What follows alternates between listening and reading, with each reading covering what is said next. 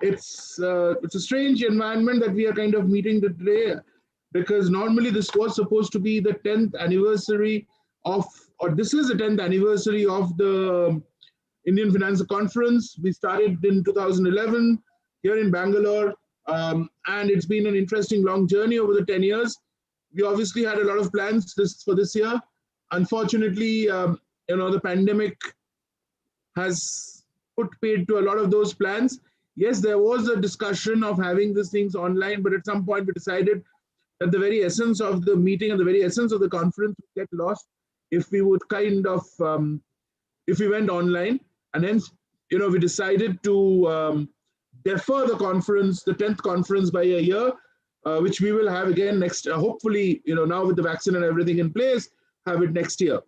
However, we at the same time did not want to have a thing where we would have no engagement for close to 2 years, and also the fact that there would be no engagement or no meeting in the context of our 10th year 10th year celebrations. So therefore, we kind of decided, the executive committee kind of met and decided to kind of have at least some celebration, some event to kind of commemorate the 10th year. And here we are to do that. Before I take it forward, let me very quickly talk to you about, or give everybody a brief of what to expect during the day, because for the next few hours, because while some of the things have been already frozen and has been updated, has been kind of there on the website or on the information that you all got, some changes have happened over the not changes, more importantly, additions have happened as we've kind of moved forward in the last couple of days. So we will start right now with a little bit of a background and a little bit of an introduction of IFA, and a welcome from the President, Indian Finance Association, Professor Ashok Banerjee. But that's kind of a very short while, and we already have our first speaker of the afternoon online, Professor Raghavendra Rau from Cambridge, and I will come back to introduce Professor Rau later as we go along. Following that, we'll have a panel discussion on a very contemporary topic, which is given the pandemic, exiting from the pandemic, searching for the right alphabet. And we have three very interesting, very qualified people to talk about it. We have somebody from who will kind of represent the larger economic space and the media, which senior journalist Tamal Bandopadhyay. Along with him on the panel will be Mr. Vivek Karnavati of NPCI. As we all know, NPCI has been leading the major fintech revolution in this country, and it revolutionized the way payment systems are there. And we also have Mr. Vijay Amritraj, representing the hospitality sector. He runs an hospitality company, and in one of the segments that has been worst hit in the whole pandemic has been the hospitality industry. And how are they kind of not just coping? And the idea of that panel discussion is not about how they're coping, but how are they going to get out and what to look forward to. And the panel is going to be kind of moderated by Mr. Deep Mukherjee, who is an associate director with BCG in their risk function. Following that, later in the evening, we have Professor Bob Webb from Virginia, editor of Journal of Futures Market, talking to us about an interesting topic. And then finally, we would also talk about the Indian markets, and there we have Mr. Ravi Varanasi of the NSE, who will talk to us particularly in an interesting paradox that we've seen, that while the economy on one hand doesn't seem to be doing as well, and there are a lot of negative indicators that have come in, yet the stock markets have been doing, in India particularly, have been doing extremely well. There has, in some sense, somebody could even argue there's been a stock market boom. So how do you rationalize this, and how do you kind of, how does this play out, and how do you take this forward? Where does it go from here? So without really taking too much of more time, let me hand it over to Professor Ashok Banerjee to kind of say a few words before we go across to Professor Rau from Cambridge, who is already online. Professor Banerjee. Yeah, thank you, Shankarshan, and good afternoon to all of you. We are in a new normal situation, but we are now used to this way of meeting, because all of you for the last few months have been used to taking classes, conducting meetings, attending them through Zoom or similar such network. So you know how to handle it. So before I say a little bit about the situation where we are now and why we are doing this, some housekeeping. You all know that during the discussion, during the speech or lecture, we all of us should be in mute mode. And if you have any question, you can always raise that through the chat window. And we are here to facilitate the Q&A session by curating your questions from the chat window and putting it forth to the speaker to address those questions. So that's the basic housekeeping for today's session. Just a few words before we start the first technical session is that we have a very packed up, discussions today, 2 keynotes, 1 panel discussion, 1 valedictory address, and within a short window, so 2:30 to about 6:30, 4 hours, because it is, we all know and appreciate that it's tiring and quite taxing to, get hooked onto this computer and listen to long talks. So that's why we have gathered very interesting speakers who are very erudite and who will keep you engaged. But the best way to keep engaged is you participate and ask questions, and that's why use the chat if required. And you can also raise hands sometimes when, suppose, your question is being answered, but you want to have a further query, you can raise hand and we will try to see that we can bring you on board and you can ask the question directly to the speaker. So that's the scheme of things. As Shankarshan mentioned, that would have all loved to meet personally in Bangalore right now in a nice weather, but unfortunately the nature did not allow us to do that. So we'll have it next year, India Finance Conference, in the same venue, because this year we couldn't hold it. But we thought that we'll have a finance day kind of thing where, we can have some discussions and some talk to commemorate this 10th year. So that's the reason for meeting here. And we are really grateful to the speakers who have agreed to come on board through this platform. So that's the initial remark from my side. We'll talk about the association later during the valedictory session. But right now, we are ready to get going. So I'll hand it over to Shankarshan to carry it forward. Sure. Thank you. I hope I'm not on mute. No. Thank you. And this is the whole problem of trying to flip back and forth. Thank you, Professor Banerjee, for the initial remarks. And as you said, we will get back to with more details about the association and the valedictory time. Let's start off with the very first session of the afternoon. We are extremely thankful to have Professor Raghavendra Rau here with us, who's going to talk to us about inferences from big data. One of the most important things, I think, that's kind of impacting the world of finance at this point in time. Just to very briefly, let me first kind of take this opportunity to introduce Professor Rau. Professor Rau is Sir Evelyn D. Rothschild Professor of Finance at the Cambridge, at the Judge Business School at Cambridge. He has been a president of the European Finance Association and as well as a past editor of the Financial Management. He's the founder and director of the Cambridge Center for Alternative Finance and a member of the Cambridge Corporate Governance Network. He has, a very wide research interest, but and if I were to kind of look from what he has to say about himself, he basically says he carries out research on financial markets. So his basic primary interest is on investors and firms and how they acquire information, how they acquire and use information, which is where big data obviously is one of the interesting things that's coming up. Professor Rau has taught at various places across the world in universities, including the Institut de Politics de Paris, Sciences PO, University of Paris Dauphine, Purdue, California, UCLA, and obviously, and also at the University of California at Berkeley. He's also been in the industry. He's been a principal of the Barclays Global Investors when it was one of the largest asset managers in the world between 2008 and 2009. Apart from the financial management, he's an associate editor of the Journal of Corporate Finance, Journal of Banking and Finance, Financial Review, and the Quarterly Journal of Finance, amongst a lot of others. His research is kind of very, not just purely academic, but has been very frequently cited and covered by the popular press, including the New York Times, the Financial Times, the Wall Street Journal, and The Economist, amongst a few.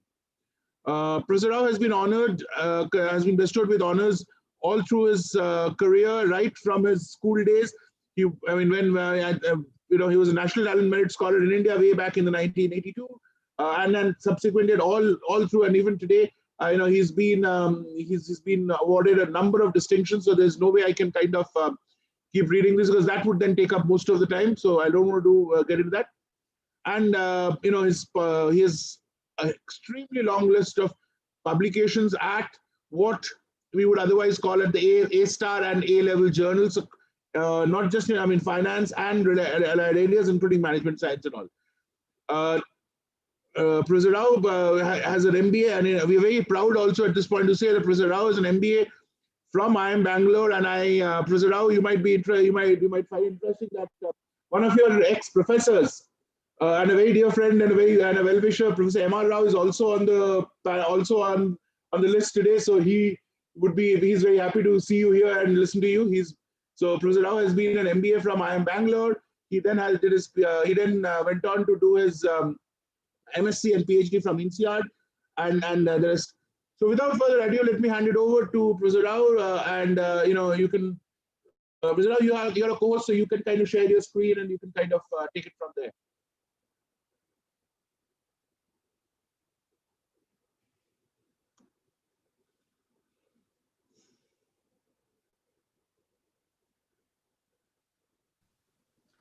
Thank you very much for that very nice introduction, Sankarsan.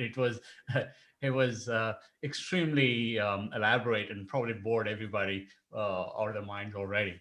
So maybe without much further ado, I'm going to start talking a little bit about inferences from big data. Thank you for inviting me for this Finance Day. As you mentioned, it would have been nice to actually physically have been in Bangalore at this time. But hey, what can you do, right?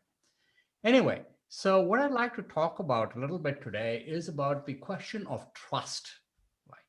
Now, you think about why we need big data and why we need other forms of technology. At the core, everything lies for trust. So what does trust actually mean, right? Why do you trust somebody? Well, in general, there are several reasons why you might want to trust somebody. For example, you might deal with them repeatedly, right? So you meet them every day, your best friend. You talk to them on a daily basis. You don't have to write a contract with them to specify what they're going to do and when they're going to do it. You just, you're friends. Sometimes there are sanctions. There may not be just legal sanctions, but also social sanctions. For example, you think your best friend has done something really bad to you, you stop talking to him, right? You tell all your friends, this guy, I don't want to talk to him anymore, right? So the point again here is, this is a favor of things where you're saying, I don't need to have a contract. I don't need to have an explicit contract with you. I can depend on your behavior because I've dealt with you in the past. And of course, there have to be shared community values between the parties. So what I think is capable of trust in India or in the UK might be something completely different in China. The way they think about trust is very different from the way I would think about trust. It's very different from the way, for example, an African would think about trust. So all of these issues coincide. Now, why is this interesting? It's because of the development of industry over the last 400 years. If you look at economic transformation since about 1750, the beginning of the Industrial Revolution, in the first part, before the Industrial Revolution, which started around 1750, most people would interact with each other within the same village. Most people would never travel anywhere in their whole life, right? They would just stay in the same village. Everybody knows everybody in the village. You know the headman, you know the butcher, you know the person who does metalwork for the village, you know the farmer. Everybody knows each other. And so you don't need formal contracts. Everybody knows who's having a relationship in what form with what person. It's all there. The problem is, the moment you have the Industrial Revolution started, after 1840, the process went into full steam. So in other words, you had mass production, you had assembly lines, you had the replacement of steam energy with electrical energy. And so you needed, because of the amount of money, you needed huge amounts of fixed assets. And because you needed fixed assets, you needed to spread your variable costs over a huge asset base, which meant you would have to have factories. And once you have factories, you have workers coming in from all over the country to work in your factories. They don't necessarily know each other. They don't talk to it. They've never met each other before. They migrate to cities. You don't know anybody in the city. This becomes worse when you start thinking about the third industrial revolution in the 1960s. Here, not only do you not know your neighbors, but you never interact with any other human beings on a day-to-day basis. We've actually learned that a lot after COVID started. I mean, I have literally not been out of more than 10 kilometers of the house in the last 1 year. I don't go to my bank. I don't go shopping. Everything is delivered. I don't actually need to physically meet another human being. And that is Industry 4.0, where you have cyber physical systems, you have the Internet of Things, you have networks, and so on. So what has that changed for trust? Well, the first thing that's happened is that until 1840, until the Industrial Revolution, it was local trust that was important. In other words, you know people physically, you know people, on a one-to-one basis. That's who you trust. These are local sources. But the moment you have people moving into cities, you don't know anybody, you don't meet them on a day-to-day basis. So you try and change your trust to institutions. That means basically your banks, your credit rating agencies, your regulators, your industry associations. Those are the factors. The intermediaries are the ones you deal with on a daily basis. You never deal with a counterparty on the other side. But the third industrial revolution depersonalized this even more. So you have the IBM mainframe computer in 1964, electronic trading around 67, the launch of the World Wide Web in 1991. What that meant was there was what we call system trust. We don't necessarily know our counterparty. I don't know our bank either, but I trust the system. I trust the fact that the banks are regulated. I know that the government will clamp down on a bank that is badly run. I know that, in general, things just work. And this is especially true in the West. So what happened after that? Well, the major thing that happened was starting in the beginning of the year 2000, we've noticed a number of huge financial crises across the world. The most important, the dot-com bubble in 2000, the financial crisis in 2008, and of course, the COVID crisis in 2020.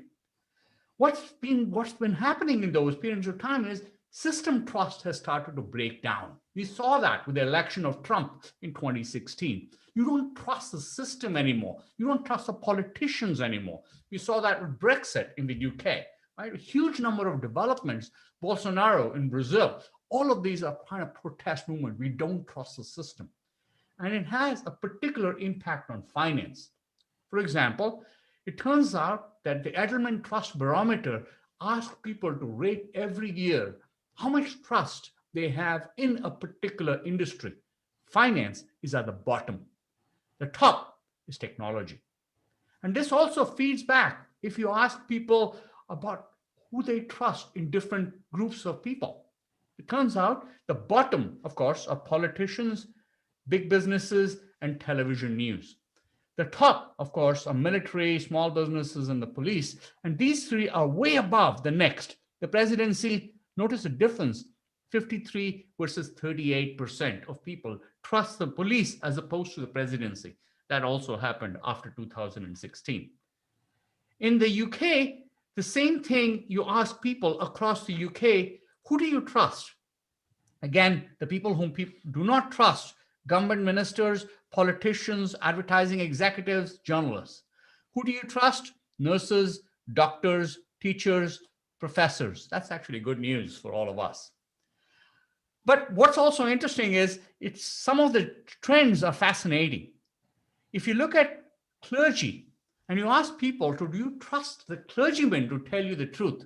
An average British person will trust a random stranger he or she meets on the street just as much as they trust the priest who takes their confession. That's an erosion of trust in systems across the world. All right. So what does that imply for us? The real world consequences are severe. For example, countries like Iran, right? You don't trust your leaders. Today, it's not just Iran or countries like that, but it's even about taking a vaccine for COVID. If you ask people in the UK, you ask people in France, 40% of people say, I'm not sure I want to take this vaccine. Is that legitimate? Well, the point is, again, if you don't trust the system, you don't know whether it's possible to come in and say, okay, I'm going to take, I trust the system enough to take the vaccine. And of course, it has consequences of finance as well. Banks were asked to give money according to the payment protection, the paycheck protection scheme, and politicians gave the money to the banks, and the banks would give the money to everybody else. But they gave it first to their own customers. They did not give it to the people who needed it the most. So another scandal, another day. So what can replace trust? Well, there have been, since the last 20 years, there have been 3 major innovations, actually since 2008, so 12 years. The first one, of course, is big data, the topic of this talk.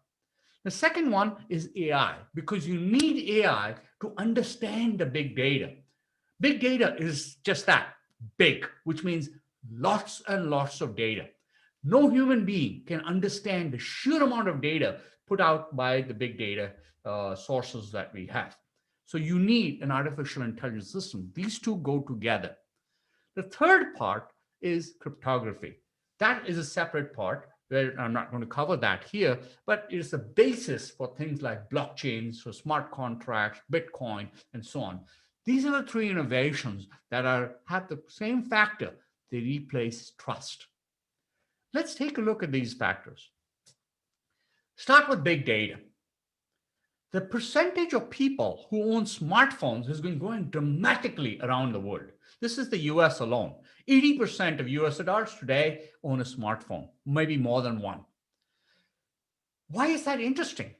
Well, the point about a smartphone is, in the old days, if somebody wanted to know about you, what could they rely on? Well, they could maybe ask your neighbors. Maybe they could check your place of work. They could ask for references, things like that.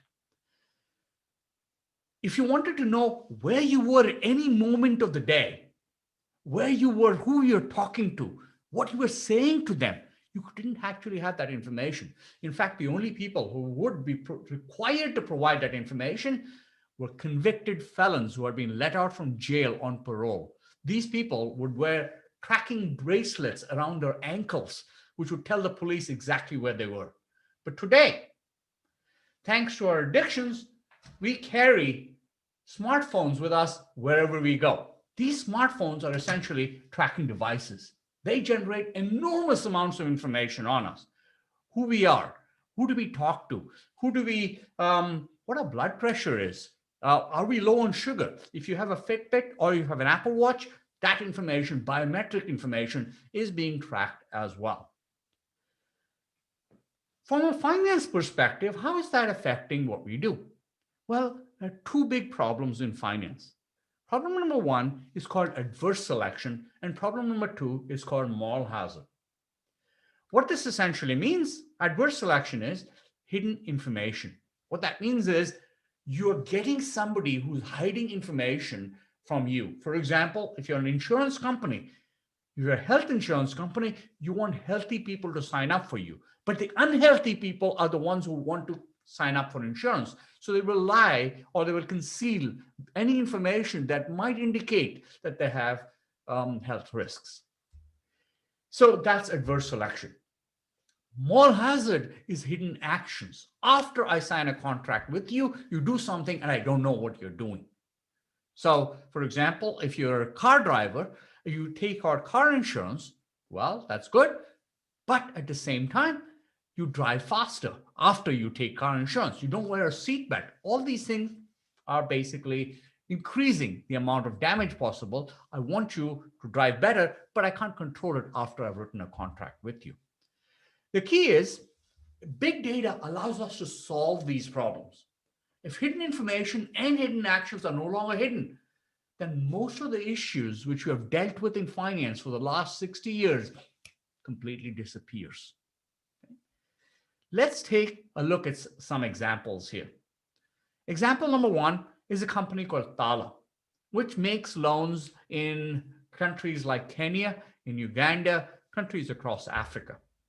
The founder is my voice okay, by the way, guys? Some people are saying that they cannot hear the voice.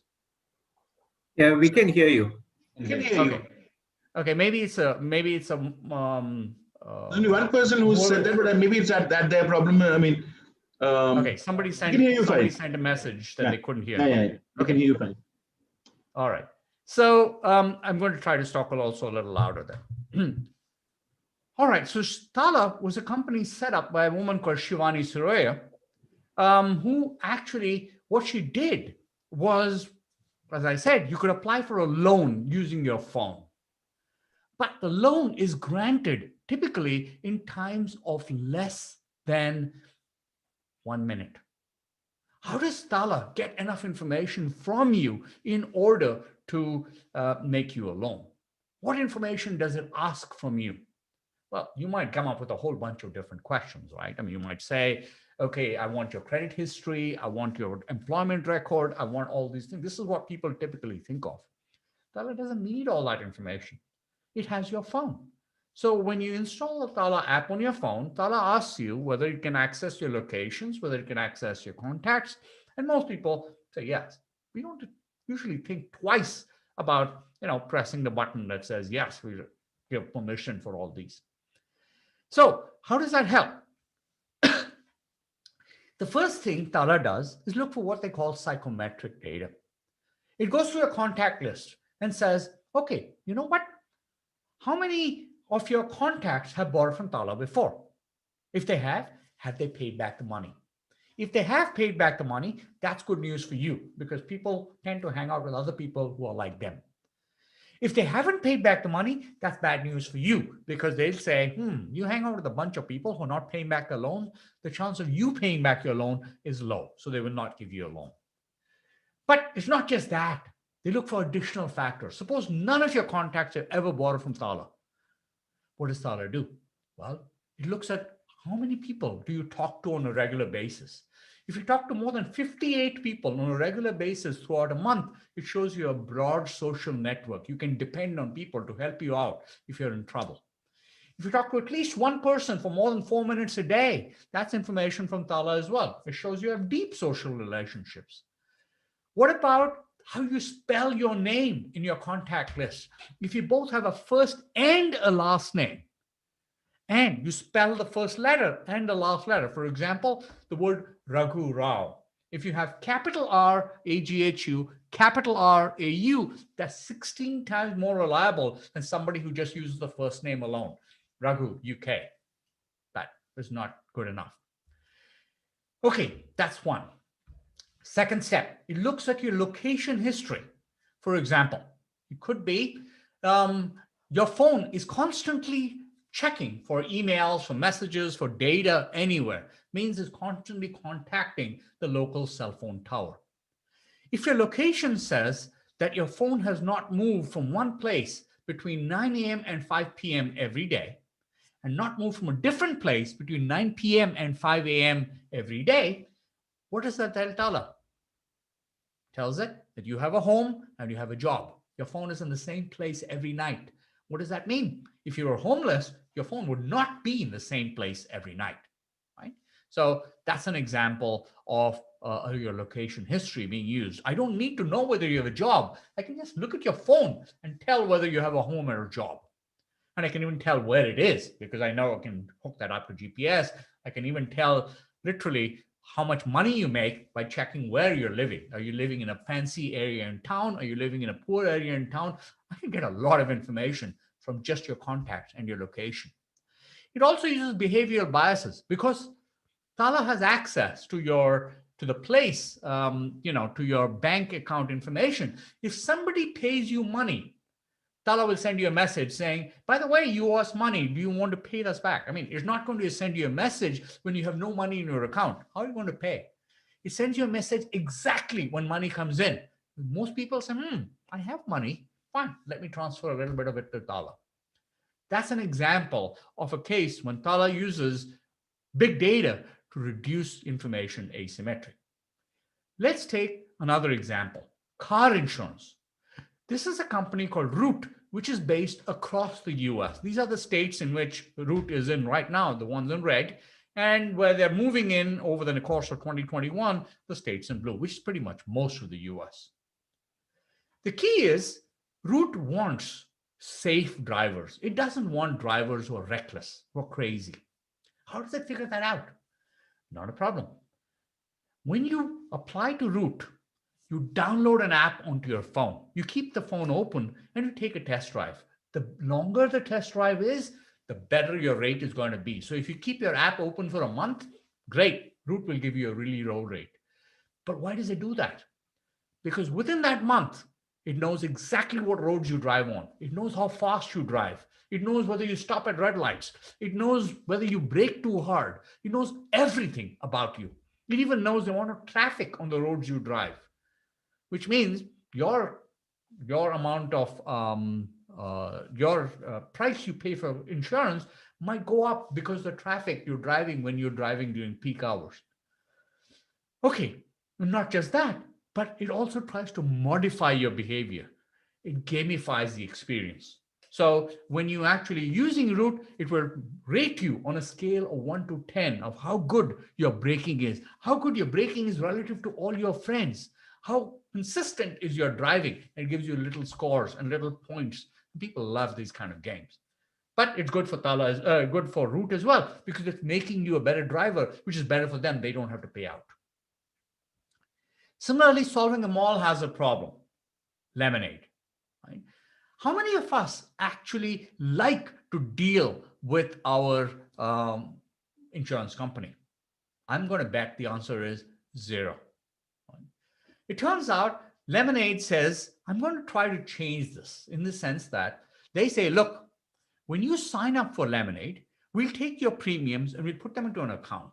At the end of the year, if you haven't made any claims, we'll take a flat fee or the premiums you paid, and the remaining amount will go to a charity of your choice.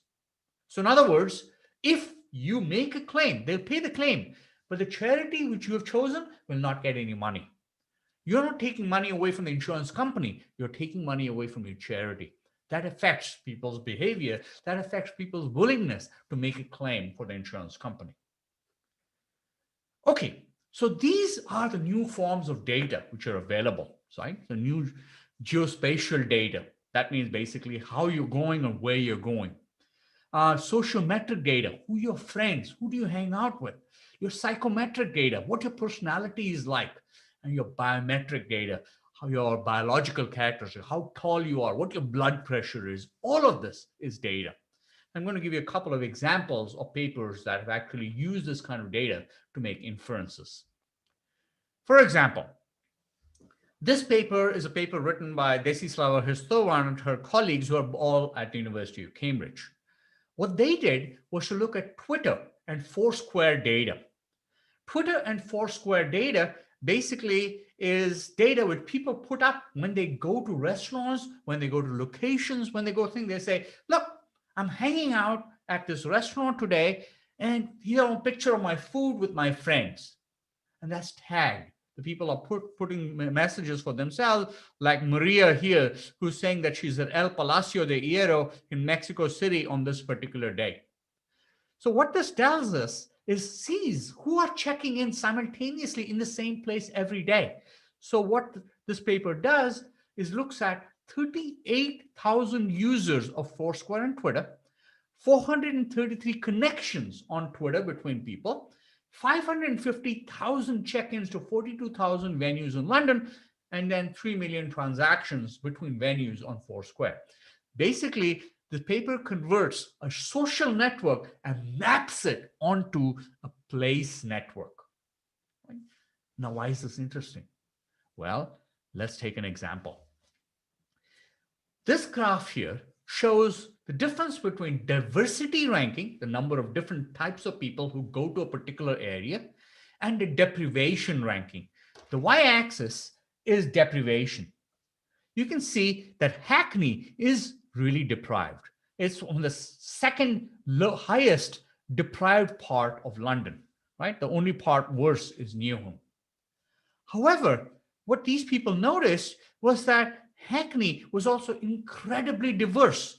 Lots and lots of people were checking into Hackney, right? It wasn't just white people, black people, gay people, men, women, old, young, everybody was going to Hackney. So what the good news is, if you look in Hackney in 2011, second most deprived area of London, the average house price was £326,000.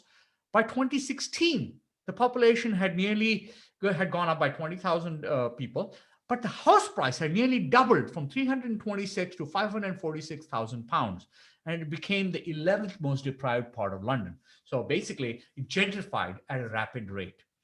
This information would be priceless to a real estate developer. They'd look at this information and they'd say, oh, that's where I need to develop my real estate more. If I buy a house in Hackney in 2011, I would have nearly doubled my money in 5 years based on this. Okay, let's take another example of a paper that uses psychometric data. They ask you hundreds of questions, which, for example, a question like this: which celebrity do you prefer, A or B? Some people say A, some people say B. The answer doesn't matter. Or they ask you a question of which word cloud do you feel most drawn towards? The first one is all about weekend, home, happy. The second one is all about universe, music, dream, things like that. So what they do then is they plot these results on one of 5 scales, right? This is called the 5-trait approach to psychology. So, for example, if you answer the openness scale, if you say A all the way through, you say you're conservative and traditional. If you say B all the way through, you're liberal and artistic. If you're somewhere in the middle, maybe you're an average, right? But they map it onto 5 scales. So a colleague of mine, David Stilwell, who's a professor here at the Cambridge Judge Business School, he actually launched a My Personality app in 2007 on Facebook. So what you would have to do is when you log into Facebook, you can download the app and take the app. It's done by a psychologist. So people love the idea of taking a personality test.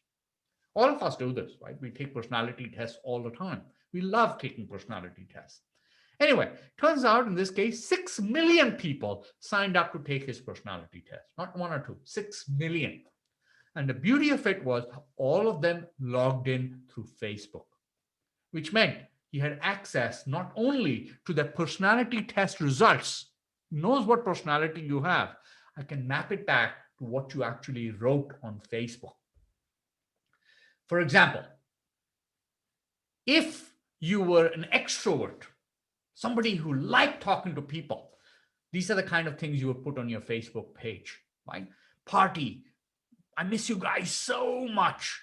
Halloween, chilling, love you, amazing. These are the kind of things you do as an extroverted personality. What about an introverted personality? Well, you put in things like anime, computer, manga, computer broke, Photoshop, computer error. These are the kind of things you would write. The point again is, then he said, how can I now predict your personality based on what you put on your Facebook page? Now, these are the 5 traits I was talking about: openness, agreeableness, extroversion, conscientiousness, and neuroticism. What we're going to focus on is the 5-trait average of those 5. What you can see here is your work colleague is not a good judge of your character. Right? There's only 27% accurate, not in this study, in other studies. The reason, of course, is most of us are nice people at work. We don't start yelling at our colleagues, right? I mean, we have a nice personality at work. So your work colleague has no idea who you really are. Your friends are slightly better. They have a 45% chance of getting your true personality. And that's also reasonable, because the reason they are friends is because you are nice to them, right? If you consistently mistreat them, they're not going to be your friends anymore. So friend, accurate, but again, not too accurate. Your family's accuracy is about 50%. The family sees both positive and negative. It turns out that the computer's average accuracy is 56%. The computer knows you better than your own mother. That's what David says anyway. The only person who knows you better than your computer is your spouse, who knows you with about 58% accuracy, but 56, 58, pretty close, you have to say. Okay, so that's another example of big data being able to predict exactly what type of person you are. Another example of this actually being used is this paper where these people looked at a website called Prosper. Prosper is a peer-to-peer lending site in the US.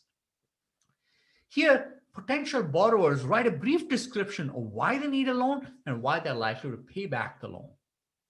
Potential lenders decide to give them the money. Now, ex post, the authors knew that 13% of the borrowers defaulted on their loans. But what they did was they also remember that they had written this description of why you need a loan. So Netzer, Lemay, and Herzenstein used text mining and machine learning tools to automatically process and analyze the raw text in those 18,000 loan requests. And they said, can I predict, based on what you wrote, whether or not you're going to pay back the money? Okay, let's take a shot at it ourselves. Here are some typical words found on prospers.com's prediction website. So of these words, which of the ones do you think is most likely that a borrower is going to pay you back? You can use the chat button if you like to quick type in a few samples. Let me see what people are thinking at this point.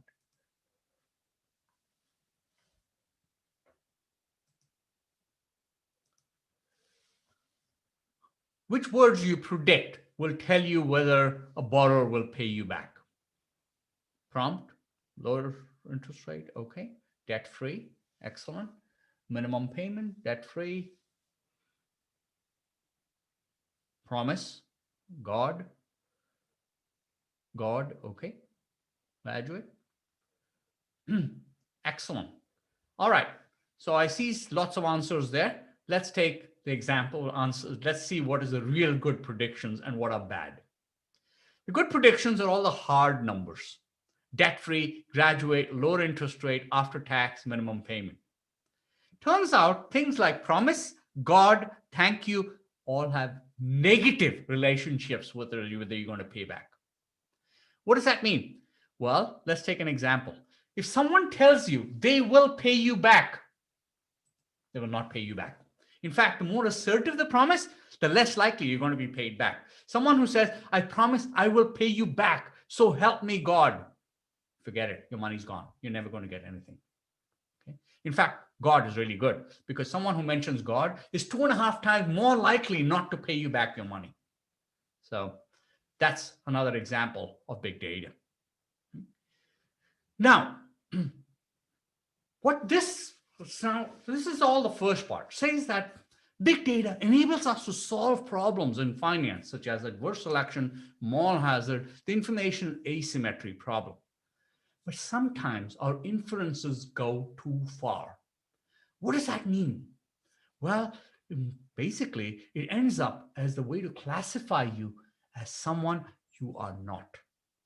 For example, it could be that they look at you and say, in America, you're a Republican or a Democrat. What does that mean? Well, in that case, you would get a different newspaper. This is a crude example. This is not really true, right? But this is an example of a tweet that went around for a while, which was saying that the Wall Street Journal, when published 2 copies of the paper on the same day, with different headlines depending on whether you're Republican or a Democrat. Or if you're a Republican, you'd get Trump talk stuff on wall. As a Democrat, you get Trump softens the tone. But the key is you would never know what the other guys were saying. This doesn't really happen, by the way. Newspapers aren't good enough. But this was a popular meme which had occurred for a while. What does happen, and stuff that happens online. So let's look at some examples. The first problem is something called corrupt data. What does that mean? Well, let's see how corrupt data can be used. I'm not talking about corrupt police officers. I'm talking about corrupt data being used by police officers to make incorrect references. What does that mean? Well, let's take one example which happened recently in the US. So what happened here was an algorithm predicted that Robert Webb was basically a criminal. He was working in his office, an automotive supply company. Police car pulled up. They arrested the guy in front of his wife and his 2 young children. And they wouldn't tell him why he was being arrested. They just said there's a felony warrant and larceny. Turns out, later on, they found out that a computer had badly misread a facial algorithm which said that this guy was committing a crime in a local bank. Human beings looking at those two pictures would see that these are different people.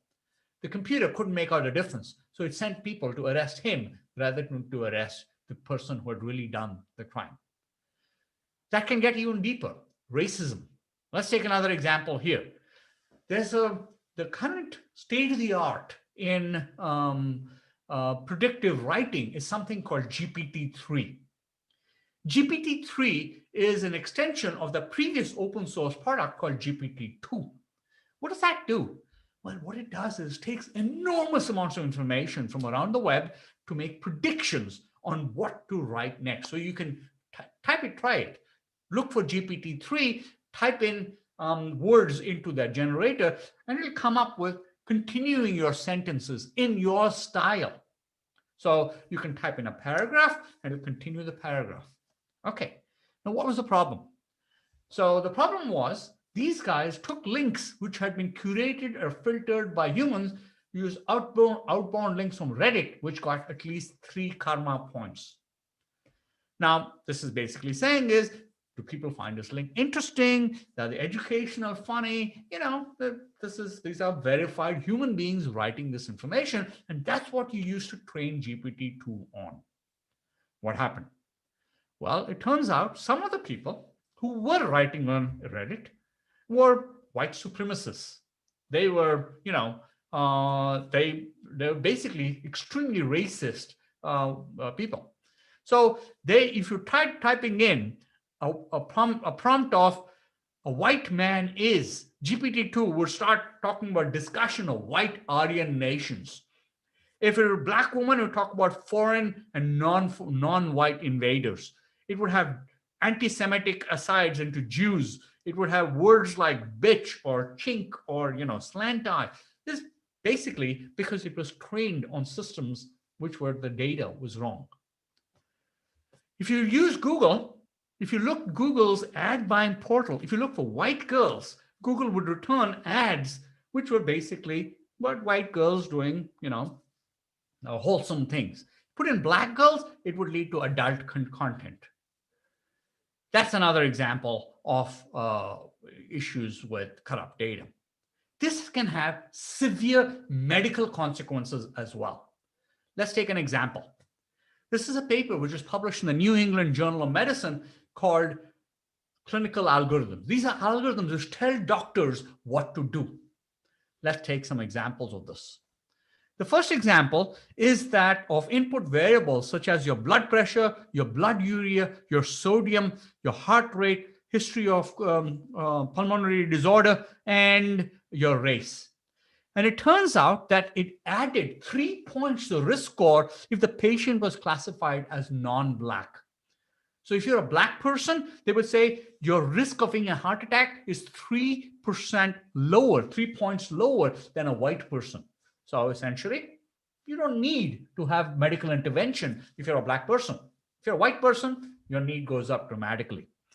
Another example, if you look at cardiac surgery, the point was they looked at operation type, age and sex, and the race, and the body mass index. And the risk score increased here if the patient was identified as Black.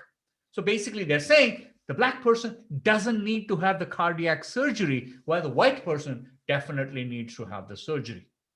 These are big data being used in the background. And you don't know this. The doctor is coming to tell you whether you need the surgery or not, and making his basis on an algorithm which classifies people from different races differently. This also has other consequences. For example, they used two different algorithms for Black athletes versus white athletes when they were determining eligibility for dementia claims. So you've been playing football, you hit your head too many times, you have dementia, but if you're a Black person, you don't get a payout. Okay, it can make your life more difficult. For example, every time you want to rent a house in the US, in the UK, your renting agency will look at your background check. And in many cases, computer algorithms will scan everything from terror watch list to eviction record, spit out flawed tenant screening report. You don't know what's in your report. All you know is your landlord is saying, I'm not going to rent to you. What do? You don't know what's going on. So, this is another example of bad inferences. Third example, workplace surveillance. So Microsoft, for example, put in a new productivity score. So if you use Microsoft Office, it turns out there was a system, there was a switch they could turn on where administrators could use it to see technical information about the network on a user-by-user basis. So they were saying, are you checking your email? Are you going to a different site when you should be working? I can figure out everything you're doing while you're at work. I can identify you if you're not using your tools in the right way. Or student grade marking algorithms. In the UK this year, there's a big scandal because the schools were all closed because of COVID. So what happened was an algorithm determined students' grades based on what they thought the students would have earned had they actually gone to the exam. Complete chaos, right? Because the teachers were ignored, everything, the students who failed who are good students. There had no reason to be failed. The algorithm was abandoned. But good news, at least some students figured out that the tests were graded by AI and was it easy to cheat. How do you cheat using an AI system? Here's an example. This is a short answer question where basically the question says, how did the location in Constantinople help it grow wealthy and prosperous? The answer starts out okay, but if you look at the last 4 lines of the answer, last 4 words in the answer, it basically says profit, diversity, Spain, Gaul, China, India, Africa. Those are keywords. Basically, you read the question, you figure out what the keywords are, you dump in all the keywords. They don't actually have to make sense. It's not a sentence, but the AI system is reading that and saying, at least one of those keywords is there, full points. I know this is true because in many of my cases, this is how I check my students' answers as well. Of course, I double check it after the algorithm has given the answers. The algorithm only does the first pass. But if you have too many students, you depend on the system and it's easy to gain. And of course, data can be misused. Uber, for example, is my favorite example, where they did something called rides of glory. You might ask, what is a ride of glory? It turns out that Uber knows everything about you, where your house is, where your work is, everything. So if you take an Uber to back from your house to work and walk to home every day, and then on Friday night, you go from your work to a bar and then go from the bar to a different location and come back home at 3 o'clock in the morning, Uber would say, obviously you got lucky, right? You've gone and had an encounter with somebody else. So they would call that a ride of glory. Similarly, they would do something else. They had something called a God view. If you're a regulator whom they said was basically somebody who was anti-Uber, they wouldn't pick you up. They would look at a view, checking out exactly who are the people who are taking rides from near the city mayor's office. And they grayboard those people. The ride would mysteriously not show up whenever those guys are. They couldn't take Uber if Uber said, you don't want to take a ride here. The biggest example of all this is the Chinese social credit system. The Chinese social credit system is a huge system. It extends across the country. It's not fully implemented yet, but they're thinking it's going to be implemented in the next 5 to 10 years. So the way it works is very straightforward. Every citizen is going to be given a score, and that rating affects every part of your life. What does that mean? Well, let's take some examples. How are people rated? Well, you get a rating on a score ranging from 350 to 950 points. This picture you see here is actually one of my students who was nice enough to share his rating on his phone. So he showed it to me and I took a picture of it. So let me walk you through what this thing actually looks like. Turns out your score depends on your credit history. Can you pay back your loan? Have you paid back your loans in the past? Your ability to fulfill a contract should you take it? Your employment history, your social status, right? Are you married? And where do you live? That kind of stuff. Your behavior and your preferences. What do you buy? For example, if you buy video games, they say, that's not socially acceptable, so your score goes down. If you buy nappies, you're a responsible parent, so your score goes up. And most important, your interpersonal relationships. What do your choice of online friends and their interactions say about you? This is what that page looked like, and you can actually break it up. So I've done that here. What you see here is your credit score, your credit history, your repayment history, and this last thing here which says connections. Right? So what is a connection bit? The connection bit is interesting. It turns out that whatever your political opinions are or your friends' political opinions are, that can affect your credit score. So in other words, if your friend says something negative about the government, your score goes down. Do you really want to be friends with that person? That's something you may want to think about before you're doing that. Okay, so, but why sign up for it? Well, you don't need a deposit, right? For a hotel, a shared car ride, power bank rental. You can get credit services like this. You can get discount. You get other credit services. You can get financial services. All these things can be done, right? So for example, these are the things you can do with your score, right? So credit purchases, your VIP, accommodation, transportation, you can use those points anywhere you want. So here are some perks. If your score reaches 600, you can take a just spend loan of about $1,000 to shop online as long as it's an Alibaba site. If you have 650 points, you can rent a car without leaving a deposit. You get faster check-in at hotels, use the VIP check-in at the airport. If you reach 666 points, you get a cash loan of $10,000, just like that. Above 700, you can apply for Singapore travel without any supporting documents. Above 750, you fast-track your application for a Schengen visa. So all these are positive for them. So how is the system actually being implemented? At the moment, it's not nationwide. It's, city by city. So here's one example, Rongcheng in China. These are the people who are the most valued citizens in that particular city. Their photographs and their scores are right there. If you look at these photographs and the scores, everybody starts out with a score of 1,000 points. If you do good things, like for example, you help other people or you do voluntary work, your score goes up. You get caught for drunk driving, your score goes down. You cross the lights, jaywalk, you cross the road against the traffic light, your score goes down. Basically, every day your score is fluctuating depending on how they can track you on your activities across the day. So, and what are the consequences? Well, it turns out your rating is low. You can't travel. You can't take a plane. They hit you with a travel ban. And so, you don't actually have enough money. You can't take a bus. You can't take a train. You can't go anywhere. You're basically stuck right there. Everything is blocked for you. In some ways, this is good. China does have a problem with trust, right? I mean, yeah, you can see that it's a little bit like India in the sense of we have similar problems with no financial records, no explicit contracts, no ways of really checking that people are who they say they are. So in China, the problem, of course, is it's not so much what they want to do it for, it's how they can use it elsewhere. For example, they can use it to test for presence of minorities. Is this person actually from the Uyghur minority, which basically means the police are already looking at you like you're a terrorist, even though you may not be a terrorist. It's easy to see parallel examples in India.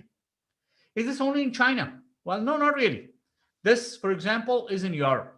So the face detection, where they can class you on a bunch of different things, which basically says that whether, what your characteristics are like. And that actually enables them to check whether or not you should be getting Social Security in Germany when you shouldn't be applying. Maybe you have a job, but you're also applying for Social Security. Now, this one looks at how many people are in your house. How are you traveling? Are you going to work regularly? And they track your system to try to figure out whether you are going on, whether you're applying, getting Social Security when you should not be. Right? So this is everywhere now. It's not just big data being used to make positive inferences, but all these negative things kind of happening as well. And it's not making inferences alone. The thing you have to worry about is about security as well. In India, for example, we know that Aadhaar card data has been leaked online, right? But the point is, the government doesn't really have a way of tracking leaks. All of this comes up when journalists or social media tell you that this information is being leaked. Otherwise, we wouldn't even know. I have one of these numbers. You guys all have these numbers. But that information is, a unique ID, right? So the way that information is kept outside the UID system by local governments, it's kept in many cases in unencrypted form. People can get that information and use that against you. Okay, and the last part is not, you just don't have to worry about inferences. It's about what AI can do with that data. For example, let's take a look at this woman here. What kind of person do you think she is, just based on that picture? Right? She is attractive, right? Nice. She has a nice smile. Right? All of these things. Also, she's completely fake. Right? These are the source images from which AI can generate a real-looking image like this one on the left. For example, this little boy over here, right in the middle, is this white boy taken, and the black skin and hair of this woman is added on to get that boy there. You wouldn't imagine that this kid is not real. It looks entirely real. Actually, all these pictures look pretty real. They're all fake. So why do you need to have these fake images? Let's take a simple example. Spying. Right? If you want to spy against another country, you have to train people. You send people over, they have to speak the local language, they can't get caught. These are the things you have to do. You really have to pay attention to that, making sure these people don't betray themselves. Now, you basically create an AI-generated face which is precisely mapped to your target. You know your target likes brown-haired, blue-eyed girls. Fine. Generate a picture, send it to that person, and ask for a LinkedIn request. Most of us don't check. We're like, okay, we accept these requests. Over time, that person talks to you. It's all artificial. It's driven by a bot. There's no human being on the other side. So that person talks to you. How wonderful you are. What's your work? Oh, really? Can you tell me more? Can you tell me a little bit about the secrets of the work you're doing? That's an interesting experiment. Can you send me the results? I love that. And basically, you get all the stuff without ever leaving your own country. It's much easier to, use this for nefarious purposes as well as, legitimate purposes. Okay. Overall, to conclude, what we started out by saying is, why do we trust someone? Right? Our whole point is, in a small society, we trust someone because we know them, right? We have repeated transactions with them. We have sanctions if they betray us in any way. We have shared community values across parties. Problem is, now we're using technology, we're using big data to replace trust. I don't need to know who you are. I don't need to know you personally. I can just look at your characteristics and say what type of person you are, what type of what you're likely to do, even if you don't do them. right? So I pre-classify you ahead of time. And unfortunately, that has positives, as we saw, but it also has lots of negatives because in many cases, the algorithms are completely opaque. You make inferences from big data without any idea of what is going into those inferences. Why is the algorithm telling me that that person needs to be arrested? In a way, this is almost like the movie Minority Report, if you did see that with Tom Cruise. But in a few years, it's not unreasonable to assume that's going to happen on an everyday basis. So something to think about as we go into a brave new future. And that's it. Thank you very much. I mean, that was really, really interesting and a very nice start to the whole, set of talks for the day, the event for the day. Thank you very much, Raghu. And yeah, let me just open it up for questions. There are a few questions. Yes, please go ahead, Supratim.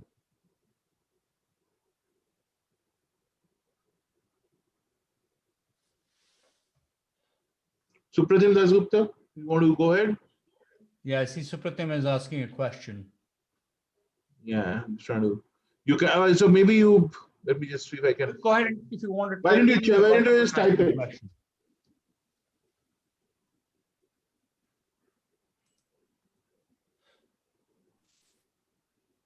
Yeah, you are unmuted now, Supratim. You can now ask a question. Yeah, thank you. So I am Supratim Dasgupta, assistant professor at Ahmedabad University in India. Mm-hmm. So my question is, I'm from economics. So this is my first finance day participation, and I also attended a big data conference this morning, actually. So it's very interesting to hear your views. So my question is that you have mentioned some of the positives, but there are a lot of negatives, right? If you are really using big data for a nefarious purpose, and your last couple of slides were, to me, mind-boggling, that you can actually generate an artificial face, and that can be a complete chatbot, and that can potentially get all the information needed from you. So then what is the alternative? I mean, how much do we tolerate this as opposed to the benefit of big data? So that is my question. It's kind of a very broad question, but I guess I am a little frightened actually, based on the last few slides that I just saw. Thank you. Okay. It's a very good question. I'm not quite sure what the answer is to that question because the problem is these things are happening, right? There's no way to stop them. You're not going to be able to cut back on advances which have already been done. The only way I can see is this constant, it'll have to be, I make it as open source as possible in the sense that don't allow individual corporations or governments to control all the sources of data and algorithms. So for example, if governments insist that if you're using an algorithm, at least you can make training data available to other people who can verify that there are no hidden biases or algorithms built in there which create biases, that might be a start. But again, the key has to be that you have to realize that there are biases, right? I mean, at the end of the day, the biggest problem I see is the fact that these algorithms are opaque. That means we don't know what's going on inside them. They're a very complex model. They don't necessarily work. And what they think of me today might not be how I'm going to behave tomorrow. I give you a couple of examples. One example was with Apple. Apple introduced their credit card, which came out.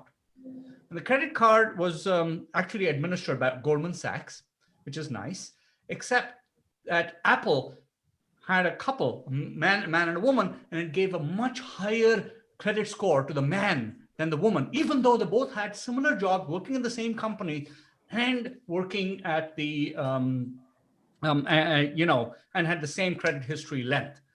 Why did the Apple card give a higher credit limit to the man than to the woman?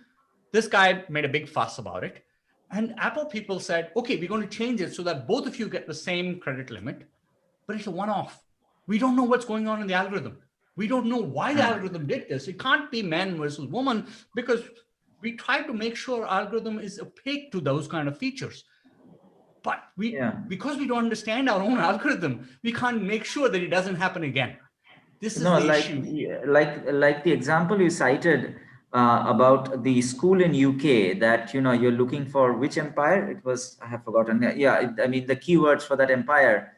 And if I'm smart enough and I cheat, I just put those keywords and I get points for it.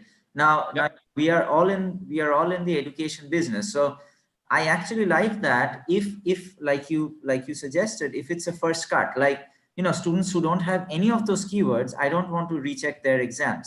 But if they do, then I want to recheck. So my question to you is that, is it a very popular thing for schools in the UK in this current situation to use? I've never heard of this, that's why. Okay, it's a good question. I don't think it's a good thing for schools to be using this. The problem is the number of students' exams, right? So I'll give you a typical example. When I'm teaching any of my courses here, I have an exam every week. So at the end of the week to understand what they did in that exam. But it's tough for me to grade 180 students. Yeah. With 8 times over the course of the term. So I usually have quantitative numbers. So it's just, mine is easy because I'm a finance professor. I just have, what's the NPV? There's a number there. But even there, I've noticed mistakes. So for example, if the student writes, if I say, what's the answer in percent? And the answer has to be 3%, the student writes 0.03. The software will reject it. Yeah. You have to hand check all these things. And that sort of defeats the purpose. So all of these are rudimentary. I believe they're all starting out, but it's good to be aware of these issues going forward. I don't know what the answer is because none of these problems even existed 4 years ago, right? Actually, none of them existed even 2 years ago. Yeah, sure. Thank you. Thank you. I think there's another question out here from Prashanjit Roy. Regarding India, where we have a variety of population segments, unlike other countries, how as an individual should one be alert while using online services where data inputs are necessary or else services are rejected? That is an excellent question as well. It's not, by the way, this, Prasanjit, it's not just India alone. What is a little known fact is that Western tests, which are done with these algorithms, are done on a sample of Western students. And basically, this is how psychology tests have been done in the US. The results from the psychology tests have been done for literally 20, 50 or 60 years. You find cheap people to take the tests. The cheapest people are students. But the cheapest people are Western students. So they're looking at what they call weird people. Western, educated, industrialized, rich, and democratic. The answers to these people, to psychological questions, are very different to the answers you would give to people in India would give. People in India, brought up in India, educated in India, would give a very different response to an Indian person living in the West, working in the West, and educated in the West. It's not just India alone. I mean, so one of the big issues, again, is algorithms which are, if in one country, will not work in a different country. Will not work in a different part of the same country. So these are the issues we need to be aware of. There's one more. Deep fake is a major problem. How to deal with the deep fake? I'm sorry? Deep fake is a major problem. How to deal with the deep fake? Yes, that's an excellent question. I usually check everything multiple times, right? So if somebody sends me a forward or something saying, look at this, I will at least check it on 8 or 9 different websites before I believe it. I mean, and they have to be, I still believe the mainstream media, especially things like, the big newspapers, the New York Times, the Wall Street Journal, the Financial Times, the Economist, these are credible. So if it is not showing up, I mean, if it shows up on WhatsApp and somebody says, this person did this, and here's a picture of that person saying this, I still won't believe it until I've done tests for it. So it depends on you personally. You cannot make out the difference between a deep fake and a regular person. I can put your words, I can take somebody else's words and put them into your mouth and you wouldn't know the difference. I mean, you wouldn't know the difference, forget me. It'd be like you really said something like that. So, it's you have to be careful. That's all I can say at this stage. Okay, we have Mr. Shivkumar Venkateshwaran. I think maybe we can take one or two more questions. I know you would have a time constraint also. So maybe the last two more questions. So there's one from Shivkumar Venkateshwaran. Shiva, do you want to go on? You are live. Yeah, thanks, Shankarshan. Dr. Rao, excellent insights. I think very useful. But I have a question and a comment. My question is, do we have a choice? Do we have a choice as humans now to kind of, this is an irreversible technology application usage. The choice of technologies or tools which we are using or we are embedded right in. I come from the people side background. I head the HR for the institute here. And my concern is, do we have a choice? Why are we even debating or discussing? It's just a question of minimizing the risk, maybe. That is the choice we have. That was my view. I wanted your comments. And the second point was the comment. I think there's a lot of experimentation happening across. So we all used to, as both academics and practitioners, using a lot of experiments, social experiments, which is happening. So there's no right or wrong kind of choices here. We continue to experiment. Humanity has experienced, if you see 100, 150 years old history, we have always tried to do that. So I guess, sir, we don't have much of a choice in terms of either move this or that, move front or move back. We'll have to continue experimenting. That is my personal view. Maybe I'm right or wrong, I don't know. But my question was more related to, it's an irreversible game. Do you have a choice? Do you believe so, Dr. Rao? That we don't have much of a choice here except minimizing the risk for individuals or humans? No, I completely agree with you, Shiva. So, from my personal viewpoint, I don't think you can't put the genie back in the bottle. It's come out, right? So, people are, this technology is already out there. If you're not going to use it, somebody else is going to use it. So there's no way we can stop it. But we need to be aware of the risks. That's all I can say at this stage. We need to be able to, if, for example, you get arrested, or you get, if your application to rent a house gets rejected, you can question the algorithm. You can say, you don't accept things blindly. I guess the only way to be is vigilant, to be as vigilant as possible against any of these possibilities which might be driving the results, right? So you cannot eliminate the risk. You don't even know all the risks. You just hope that if you stay sufficiently careful, you can avoid some of them. Okay. Thank you very much. I think we will stop with it. Maybe even take just this last question that I'll take. I'm sorry, we're really running short of time. And the question is, as the world goes towards AI, more and more bad things will take place. And because of this benefits, AI will be hit. Because of this, the benefits of AI will be hidden. So how do we stop this and go towards the brighter side of AI? Well, there's always a brighter side of AI. I mean, I'm saying that AI is just like any other tool, right? I mean, it's like a knife. You can use a knife to kill somebody. You can use a knife to cut your vegetables.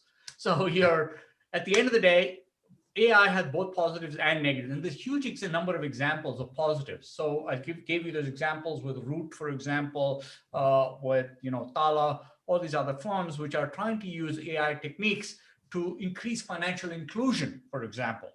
That means, in other words, if you are a poor person in Kenya or in India, how do you get a bank loan? You don't have any papers. You don't have any ability to, say, I will pay back the money. No one can trust you. In some cases, AI can be used to increase financial inclusion for those people, right? AI can be used for medical, right? If you see a deep enough sample pool, you can say, okay, these people are more likely to react to a drug than other people. Give these guys the drug, give those guys not the drug. It can be positive or negative. So both sides are going along simultaneously. The dark side, most people focus on the bright side. They're going for AI for good reasons. But you have to be aware that just because you have good intentions doesn't mean the outcome is going to be good. I mean, it's a well-known saying, the road to hell is paved with good intentions. right? So that's the same idea here. Thank you. I think that's a very nice point where we can kind of wind up. Though there's a desperate request. Okay, there's a request. Okay, I'll give it to you. Hina, do you want to ask the last question before Yes, sir. I Yes. formally thank him? Yes, sir. Go ahead, please. Sir, I'm just working upon information dissemination in this particular time. But you showed one thing that one fake news is there. I mean, one adverse news is there that Trump is hard to it, and another news was saying opposite to it.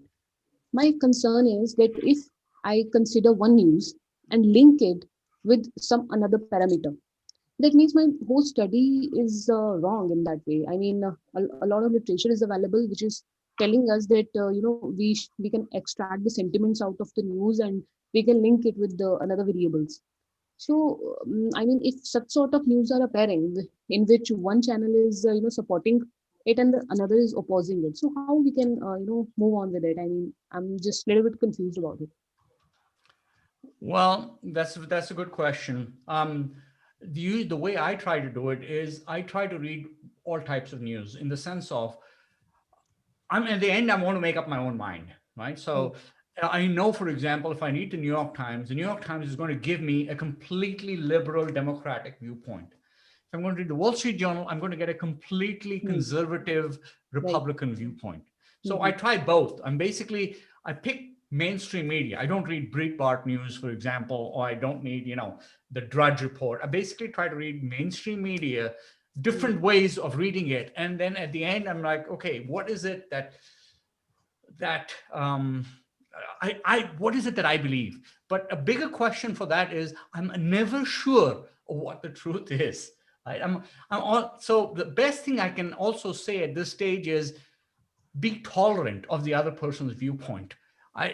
I have seen examples where people are perfectly and completely convinced that they are right. That's never true. I try to be in a position where I'm not sure I'm right, so I can change my mind if new facts arise. That's the best I personally can do. But if you're 100% sure you're right, that's a very dangerous place to be in. Okay. Yeah, because I had this discussion with one expert earlier also. So he was stating this, that every publication comes with a particular psychic. So you should follow that. I mean, just like you are stating that this particular news is liberal and this particular publication is a little bit conservative and all. So we can merge them and we can go on like this. Okay. Thank you, sir. Thank you so much. Thank you. Thank you very much. Thank you very much, Raghu. And I know it's a busy time, busy, just the start of the day for you. So you probably still have classes or other things to get into. So once again, thanks a lot for taking the time out. And, I'll hold you to your promise to be here next year in person. I'm very happy to be there. Bangalore is my hometown. So yeah, thanks, Raghu, and Merry Christmas. Thank you. Bye. So while Raghu logs off in a minute, we will just take maybe a 5-minute, 10-minute break. We are online, so we're not going anywhere. We're just taking a small break just because we can then start off with the panel at 4 o'clock.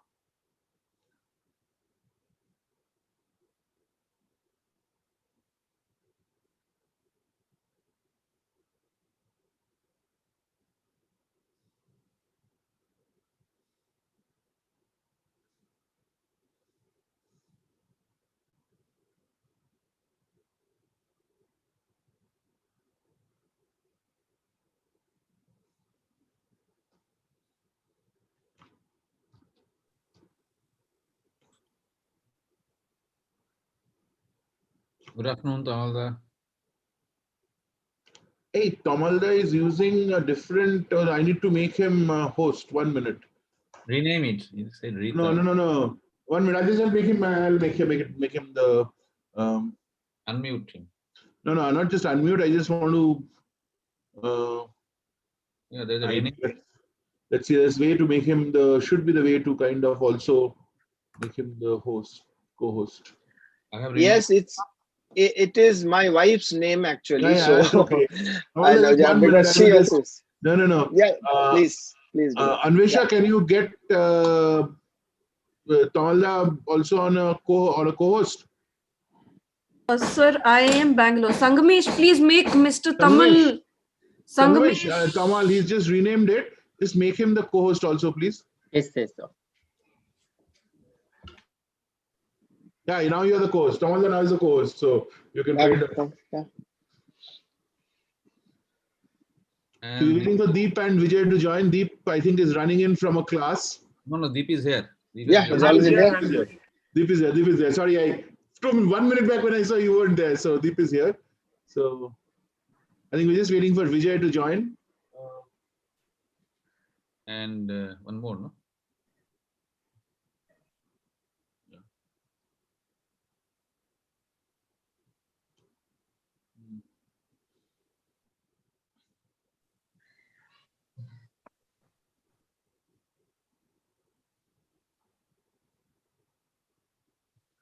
Yeah, I'm sending you this. I just tested that.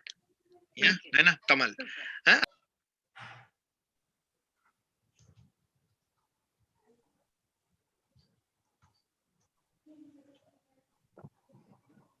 Vishal is also here. Vishal is here. I'm just waiting for.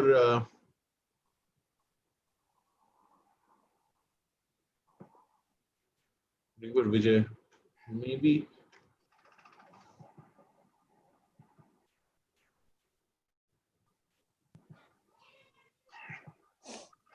Maybe you want to send a message to just WhatsApp, Vijay? I'm here. I'm online. Oh, you're online? Okay. Because I can't see you as a co-host. Sangamesh, please make Mr. Hans say it. The name is, yeah, fine. Thank you. Okay. So everybody's here.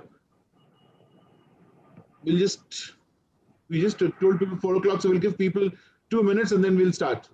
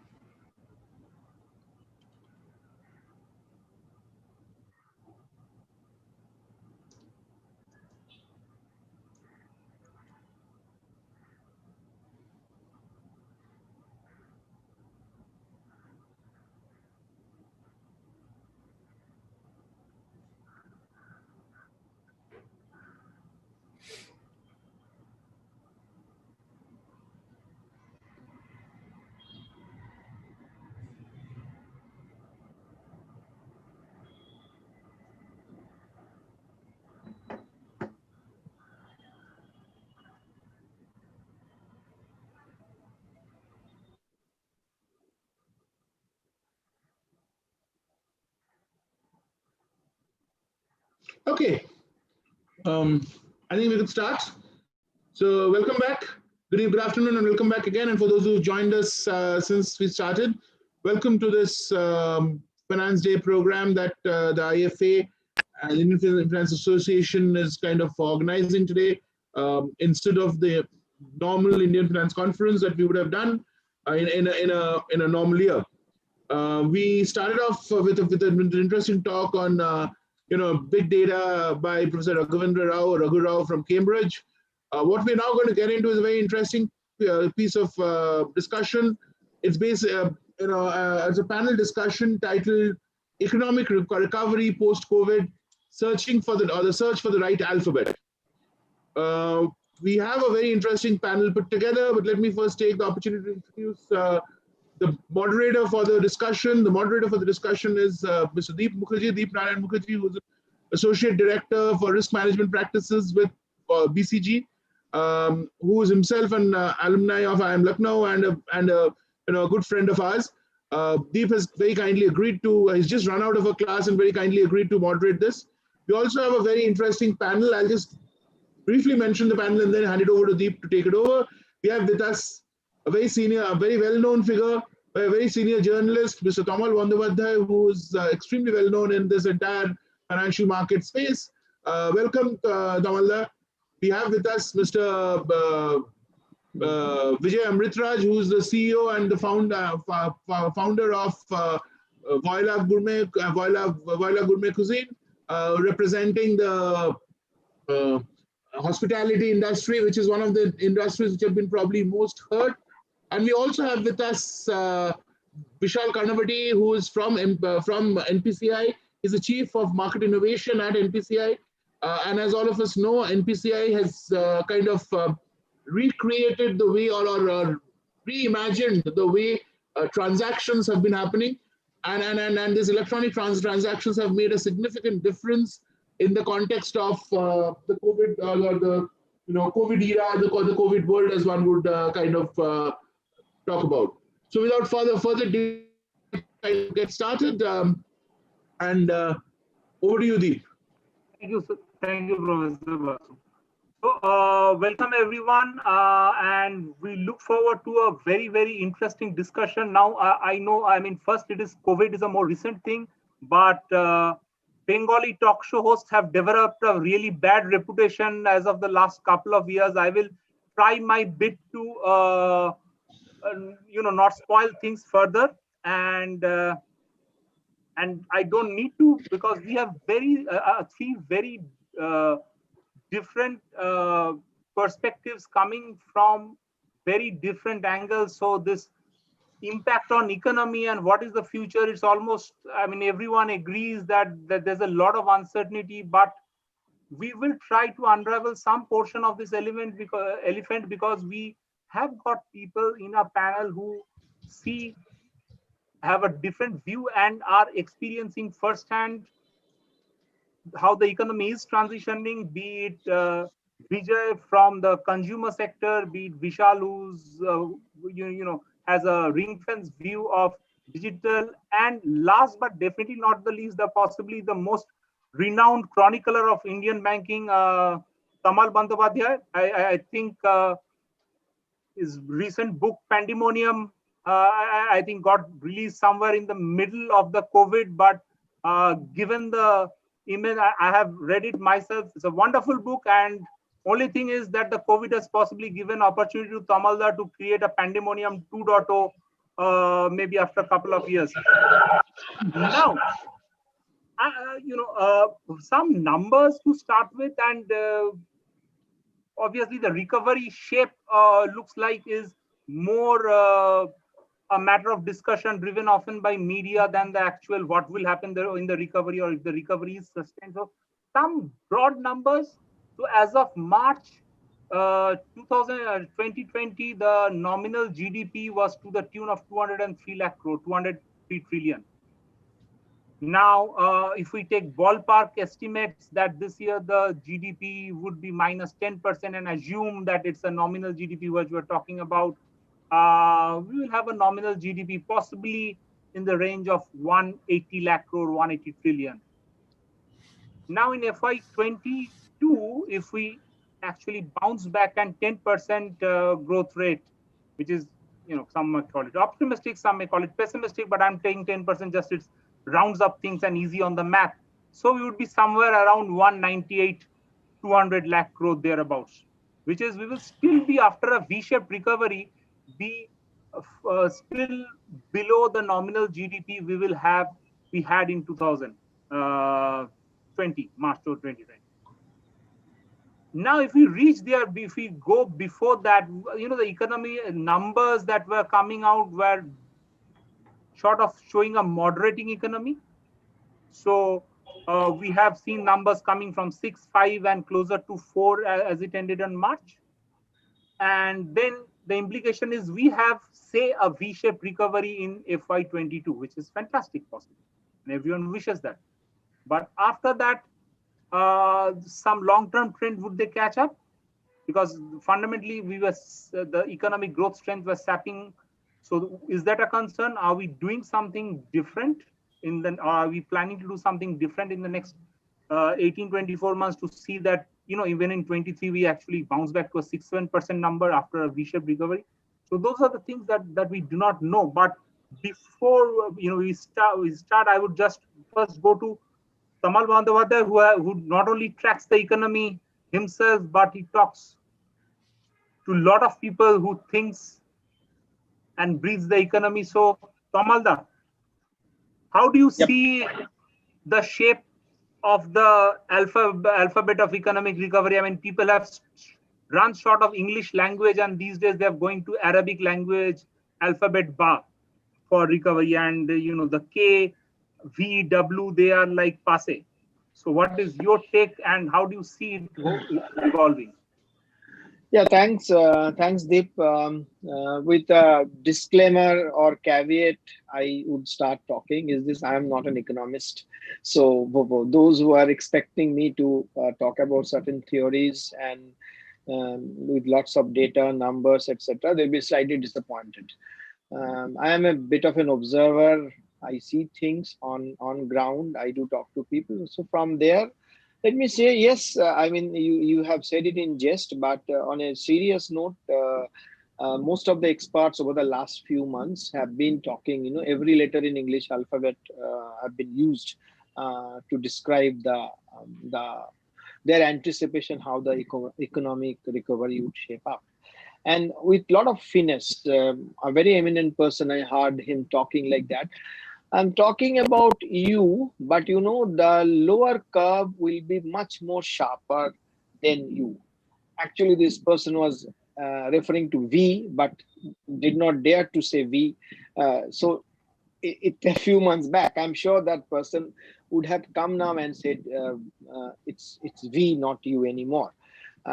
Till recently, till the second quarter GDP number came up, there was almost a consensus that we would going to see a K-shaped recovery, which means, for those who are non-economist person here, is this basically in a different, there'll be certain sector-specific recovery, not the entire economy. But right now, I think after the second quarter number, which pleasantly surprised everybody, at a very sharp 23.9% drop in the first quarter, and then you have 7.5% drop second quarter, and everybody and his or her aunt has rushed to revise the the estimates for Q3, Q4, and to the fiscal year 2022. Everything is now changed for the better. And I think at this point of time, if you see the numbers, except for the export figures, except for that, most of the numbers, whether it's high frequency data and other macro data, are fairly positive at this point of time, right from advanced tax, which is as fresh as yesterday's number, advanced tax inflow, and then of course the GST in the past 2 months and other areas and all. So I think now it's, as I said, at this point of time, people are pretty certain and more bullish about the recovery. And Reserve Bank of India has been, if you had seen the text and the government text of the last monetary policy. Today, the MPC, as we speak, I think in the next few hours, MPC note would come. We would see in greater detail. But whatever the second of the December month monetary policy text we have seen on that day, and the governor press conference that he said that growth is the utmost priority at this point of time. Inflation control can wait for the time being, even though there have been talks that there would be some relaxation in MPC's inflation targeting, and governor said he was not aware of it. But clearly, at this point of time, it is the recovery that is at the uppermost on the radar of Reserve Bank of India, and you call it pressure, you whatever you may. I think the authorities want to prove to the world that we are in for a V-shaped recovery. And similar thing, if you remember exactly, meaning in a different context, but that was also a global phenomenon. Of course, it's a very different phenomenon that I'm talking about post-Lehman, 2008, after the Lehman collapse. India flooded the system with money. Interest rate at that point of time was brought down to its historic low, now even lower than that. And we did come back on the growth path pretty fast. I think there was only 2 quarters where we had minus 5% growth. Now, of course, this time we are in technical recession because 2 consecutive quarter growth decline. There's no growth, negative growth. But the pattern I'm talking about, it's almost on the similar line. In a different, there is a difference, of course. The context is different, but the pattern I'm talking about. There also India, because flooding system with money and bringing interest rate low and trying to push banks for credit and creating consumer demand, giving more money in the consumer's hand, we came out with we could ward off the impact of Lehman collapse much better way than the rest of the world. And after 2 quarters, we came back 5% plus growth rate. And it's a different story that we were slow in unwinding and we had to pay the price in the form of very, very high inflation. And is, of course, currency was in trouble and we had a wide current account deficit, which was far higher than what we had seen in early 90s. Now, that's a separate story. Similar concerns at this point of time also. We have, if we continue to see inflation pretty high, and if we continue to see this kind of liquidity in the system, which is 7 trillion plus on any given day. Now, will this recover? I mean, where it would lead to? These are the different questions altogether. Also, we do not know whether this is sustainable, because now it's the festive season and that was the kind of demand, etc. we had seen, and we are also going by the numbers and the perception of the banking system. Not we, meaning particularly me, because if you have seen the most of the bankers in their announcing their September quarter earnings, they did say 2 very critical things, and both are extremely positive, which is one is this: their collection efficiency has gone up for some of the banks to 95% plus. Many of them are close to 90%, 87, 88%, but 95% plus with some of them, very large banks in India. I'm talking about in public sector, not in private sector. Private sector also said that. And second part is this: most bankers, and I at least name one of them, is Punjab National Bank, is a very large public sector bank, said that the people knocking at the door of restructuring is far less, the borrowers I'm talking about, than the bank, than he had thought earlier. So these are the 2 indicators from the banker's point of view, which the section I track with sort of religiously, I would say. The things are pretty good at this point of time. But is this a sudden spot? Is this because of the festivities which we had seen in the past quarter, or is it sustainable? We'll see beyond Christmas and things will go better. That's we need to see. Also, the critical part that so much of our dependence, or you are talking about the rural economy would come to the rescue. How far is that real? These are the questions to be asked. Things will unfold, whether we are exaggerating our sense of optimism and bullishness about economic recovery. But at this point of time, since your motion is we need to figure out one letter in English alphabet, I think the sentiment is tending towards V. I end. And of course, we'll join later. Yeah. So no, you have given me all my next questions to ask you, and before I go to Mr. Vijay Amritrat. Vijay would be able to give us a almost a worm's eye view, not a bird's eye view, a worm's eye view on what exactly is happening in the consumption sector in terms of office, corporates, as well as on the retail. Vijay, you are there? Yes, can you hear me? Yes, absolutely, Vijay.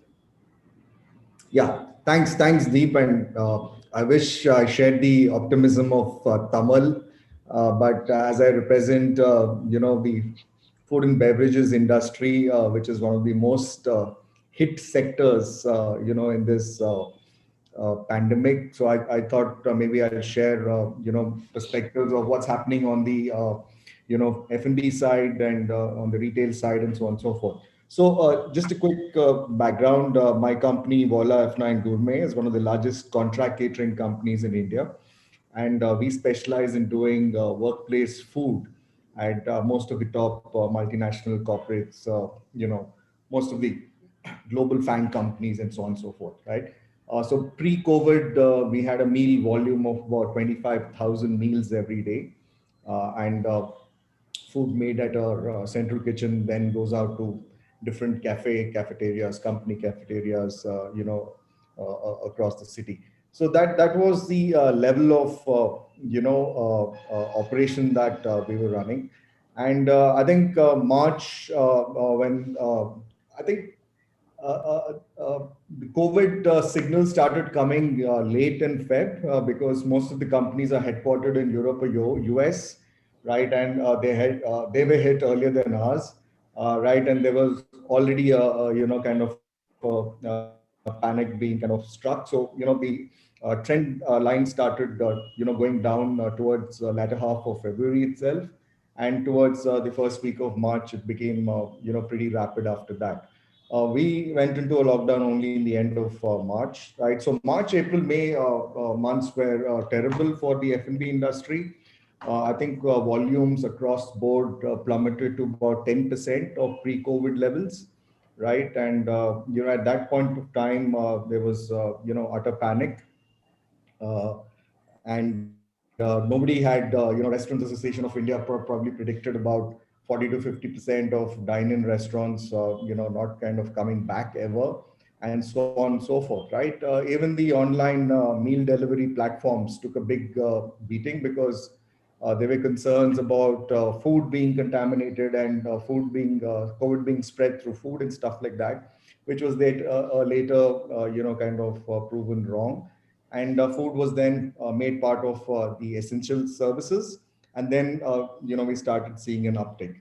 But otherwise, companies shut completely. So, for example, we run a contract catering business where we have annual contracts with these companies, and they were very supportive in the first few months. In fact, the first 3 months, most companies took the payroll hit, because we had already employed people, and business was stopped and there was no food being sent, and they were supportive, and they picked up the payroll. But after the first 3 months, then when everybody realized that this is going to be a long drawn play, they started reneging on contracts, right? So as we stand today, it's still largely work from home for the tech sector. Largely, a few companies where core critical functions are still working and they need to work. People are there, Vijay, if I may chip in, not to break your flow, but you said in the, in Q1, the volumes have plummeted by 90%. So currently, what is the volume that you are actually experiencing? We still at the 50. When you talk about workplace food, that is food being sent to companies. Yes. We're about 15 to 20% levels, pre-COVID levels, right? Okay, and, so it has improved from 10, but it's not even 50%. It's not 15, 20%. And what about the other F&B sectors? How is it? F&B has gone through a very interesting thing. Your online meal delivery platforms have seen a very interesting trajectory. So they plummeted, by 90% also in the first quarter. But when people started getting comfortable with food being ordered food, what they saw is they saw an uptick in the value, right? So while the numbers started slowly inching up in terms of number of orders, the GMV or the order value of the orders was going up. And this was because people were at home and they were ordering for their family. They were not ordering for one person. They were probably ordering for 3 people, 4 people. And when you're ordering for family, then you want to order a high level of meal. So the GMV has gone up. So when you see the your Swiggy, Zomato, and various other online delivery platforms, they've now recovered to about 70-80% levels in terms of number of orders, but the GMV is actually gone up to about 120%. So they're actually doing better than COVID levels, and so that's an interesting churn that has happened. But on the dine-in restaurants, I think they're still operating. If you have a alfresco dining kind of a concept where you have an open air kind of a space for people to come in, people prefer going out there. But if these are closed spaces, they're still operating at a very low level. But places which are dine-in and with an open air concept, they're at about 60-70% pre-COVID levels. That's still, I think, better. And what is the industry's expectation? I mean, is it supportive of Tamal's V, or because I mean 10 to 60% does set an interesting base for where one can expect that maybe next year it would, even on a pre-COVID base, maybe come close to 100%, or but is the industry expecting some of these things? Or I think in the industry there are different segments which will behave differently. So while I gave you the example of online platforms, meal delivery platforms, they've gone through, they're doing better than expected. But when you take a look at something like us, where we focus only on workplace food served at corporate cafeterias, there we expect work from home to be a phenomenon permanently, and we don't expect more than 70% of pre-COVID level of footfall coming back at work, right? So I think it will happen gradually. Q1, April onwards, we expect about 30% to come back. July onwards, we expect about 50% to come back. And Q3, we expect about 70% to come back. But I think that's the cap, that's the highest that we're ever going to go, because I think 30% will be a permanent work from home, kind of a situation going forward.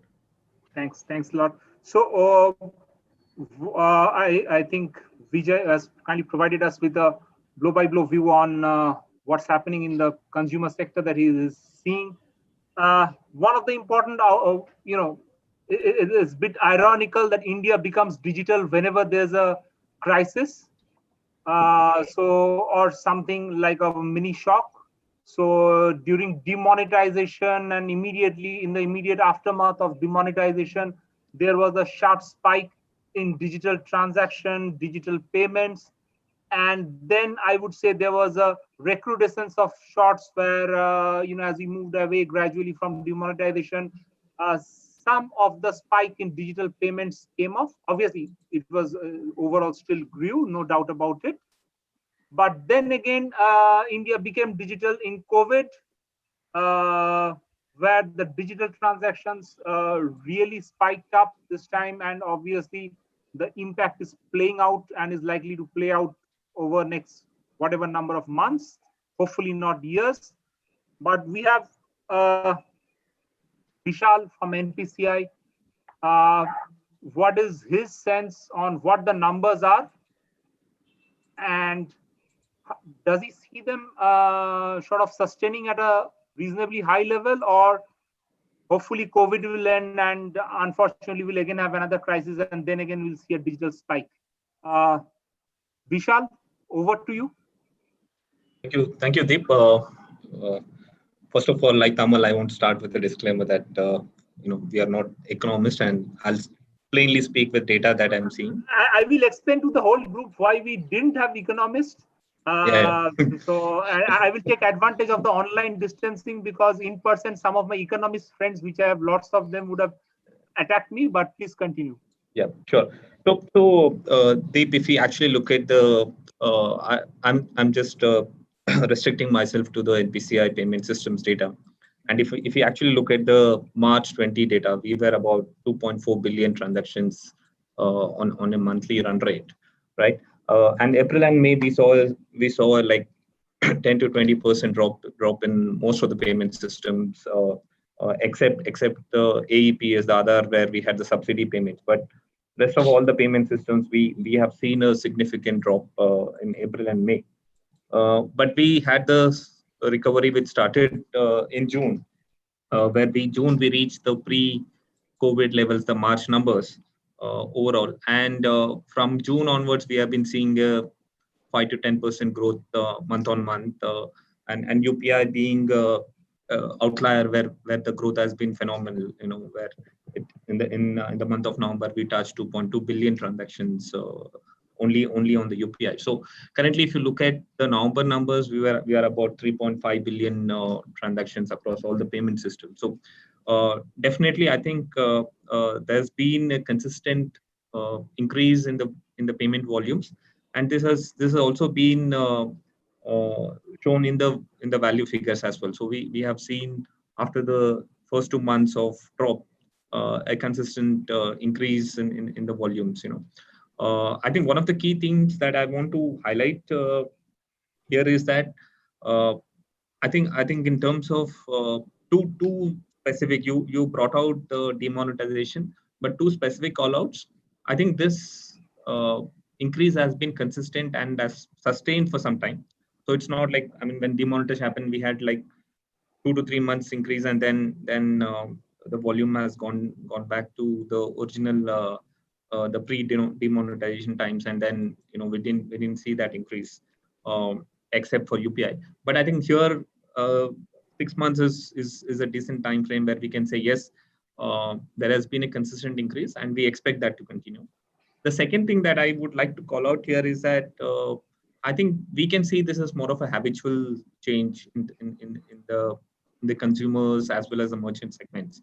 I think the consumers today with the digitization and the COVID fear are looking at more contactless transactions, are looking at more digital transaction, and I think they are not very comfortable working with cash, right? So, and that's is reflected with the merchant. One just follow-up question. So what was the in some sense, if you have the number at hand, what was the spike in terms of multiples or percentage that we have seen during in the aftermath of demonetization vis-a-vis what we see now? I mean, would you have any broad numbers?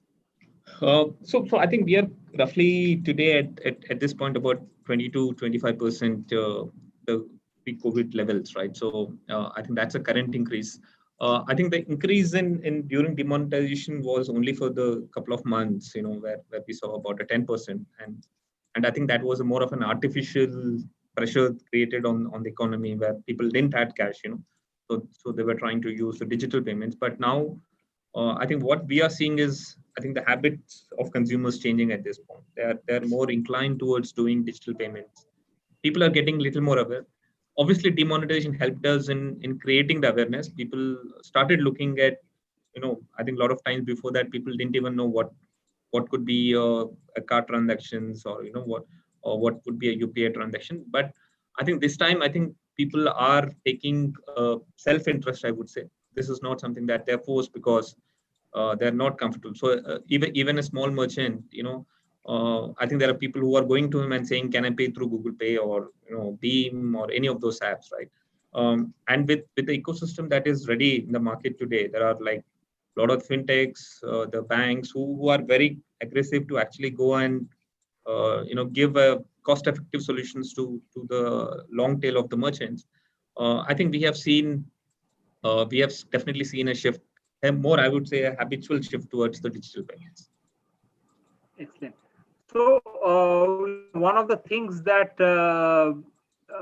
we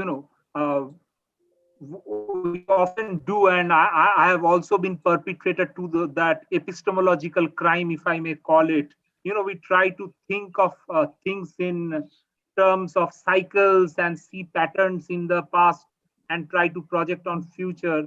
And that is a very, very surprising behavior, because a lot of us who are practicing economics in some shape and form.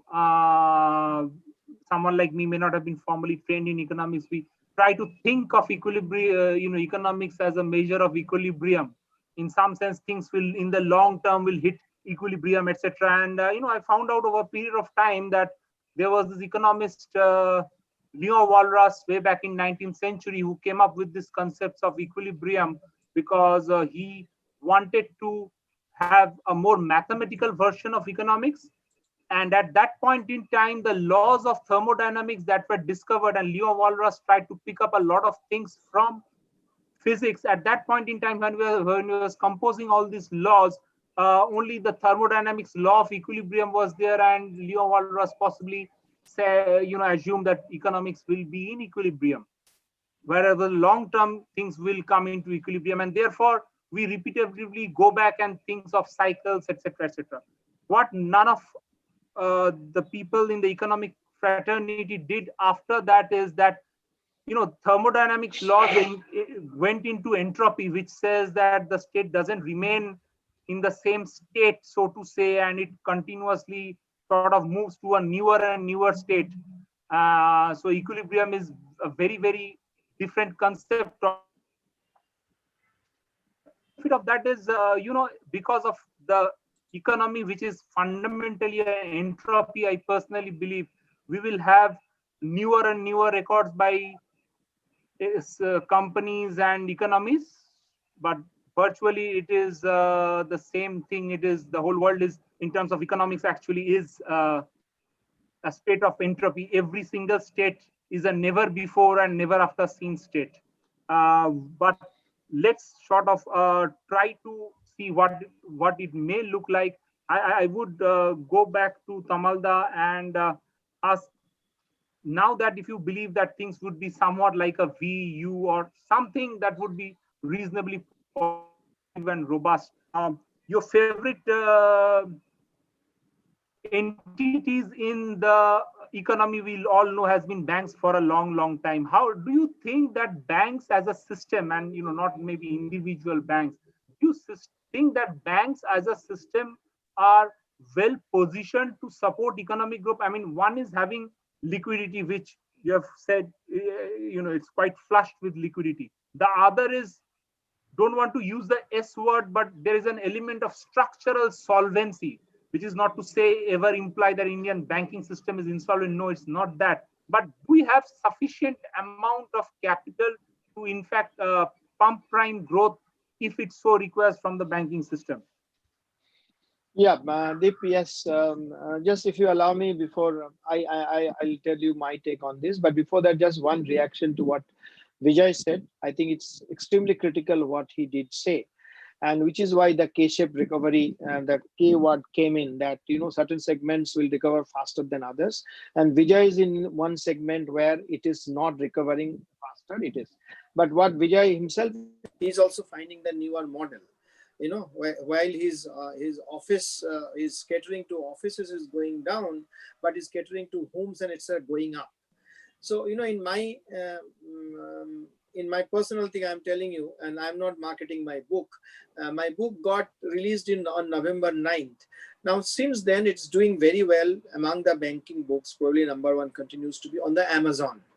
Right, that is giving me very, it's very exciting for me because it's selling Amazon too many copies and all, but it cannot compensate for the drop in sale in physical copies, because the airport bookstores, which is a big source of selling non-fiction bookstores, there is hardly any footfall. Other physical bookstores, there is hardly anything. So while there is a very sharp uptick in this digital platform, Amazon is selling my books pretty. Larger physical platform has gone down so much, it is now at this point of time not compensating this. Maybe over a period of time, maybe it will take 2, 3, 4 quarters, 5 quarters, it will be compensated. So I think Vijay also need to see this point of view. So it's that's a very because it's appropriate, I'm telling you, not to discuss about my book here. As far as the banking system is concerned, It's a very appropriate question. Is banking system ready to pump prime?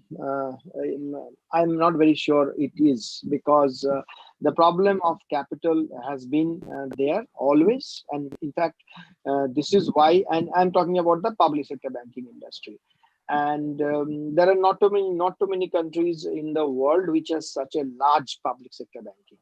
It was 70% plus till about 2-3 years back. Now it's 65%. Still, it is substantial. Private banks are getting into the market on an incremental basis. Their share is going up. You call it privatization by stealth or backdoor privatization, whatever you may. But the big elephant in the room continues to be the public sector banks, and they are not well capitalized. In fact, one of the reasons which we had such a large NPA, right now we are among the G20 nations, we are number 2, very close number 2 after the Federation of Soviet Union. Of course, it will again increase. It came down into single digit gross NPA I'm talking about, and probably post-COVID, we'll see it is going up. Probably not as much as the Reserve Bank of India had anticipated in its biannual health checkup, but still it would go up. One of the reasons why we got into this mess, because why the bankers were in a denial mode and not recognizing the NPA, among many others, was the lack of capital. Because the moment you declare a bad assets, you need to set aside money, and to that extent, your capital gets eroded. So that's the reason, and now we have come up, and over a period of time, since 80s, government has pumped in money, I think 4.5 trillion plus. Still, they are not adequately capitalized, our public sector banking industry. So if you have seen that last 5 years, from 2014 onwards, the 6 years now, credit growth has been pretty low, single digit. There are multiple reasons behind this. One is the bank's risk averseness, fear of growing more NPAs, going by more bad loans. Second is again fear psychosis, fear of being hounded by investigative agencies for decisions going wrong. Then 10 of the 21 public sector banks, now it has come down, the numbers have come down post consolidation. Under PCR, they were not allowed to lend. And of course, the lack of capital. So we have been seeing a single digit credit growth. The reasons are both. There is credit demand is we need to figure out research who is to be blamed. Is it the risk averseness of the bankers or the risk awareness of the corporate India as an investor? We need to delve deep into it. But certainly, the banking system is not well equipped today. If we have if we see animal spirit and economy started growing, can the banking system start supporting it through credit? It is not capable of unless we capitalize. And the government has announced capitalization. The budget, if you remember, budget document did not have any number for fresh capitalization. Subsequently, it was announced, and I'm sure in the next budget also would have some figures for capital. Apart from everything else, banks need to be well capitalized to support growth if we are looking for that kind of growth. It's another story that even before COVID, which you didn't ask, but I'm telling you, we are faltering.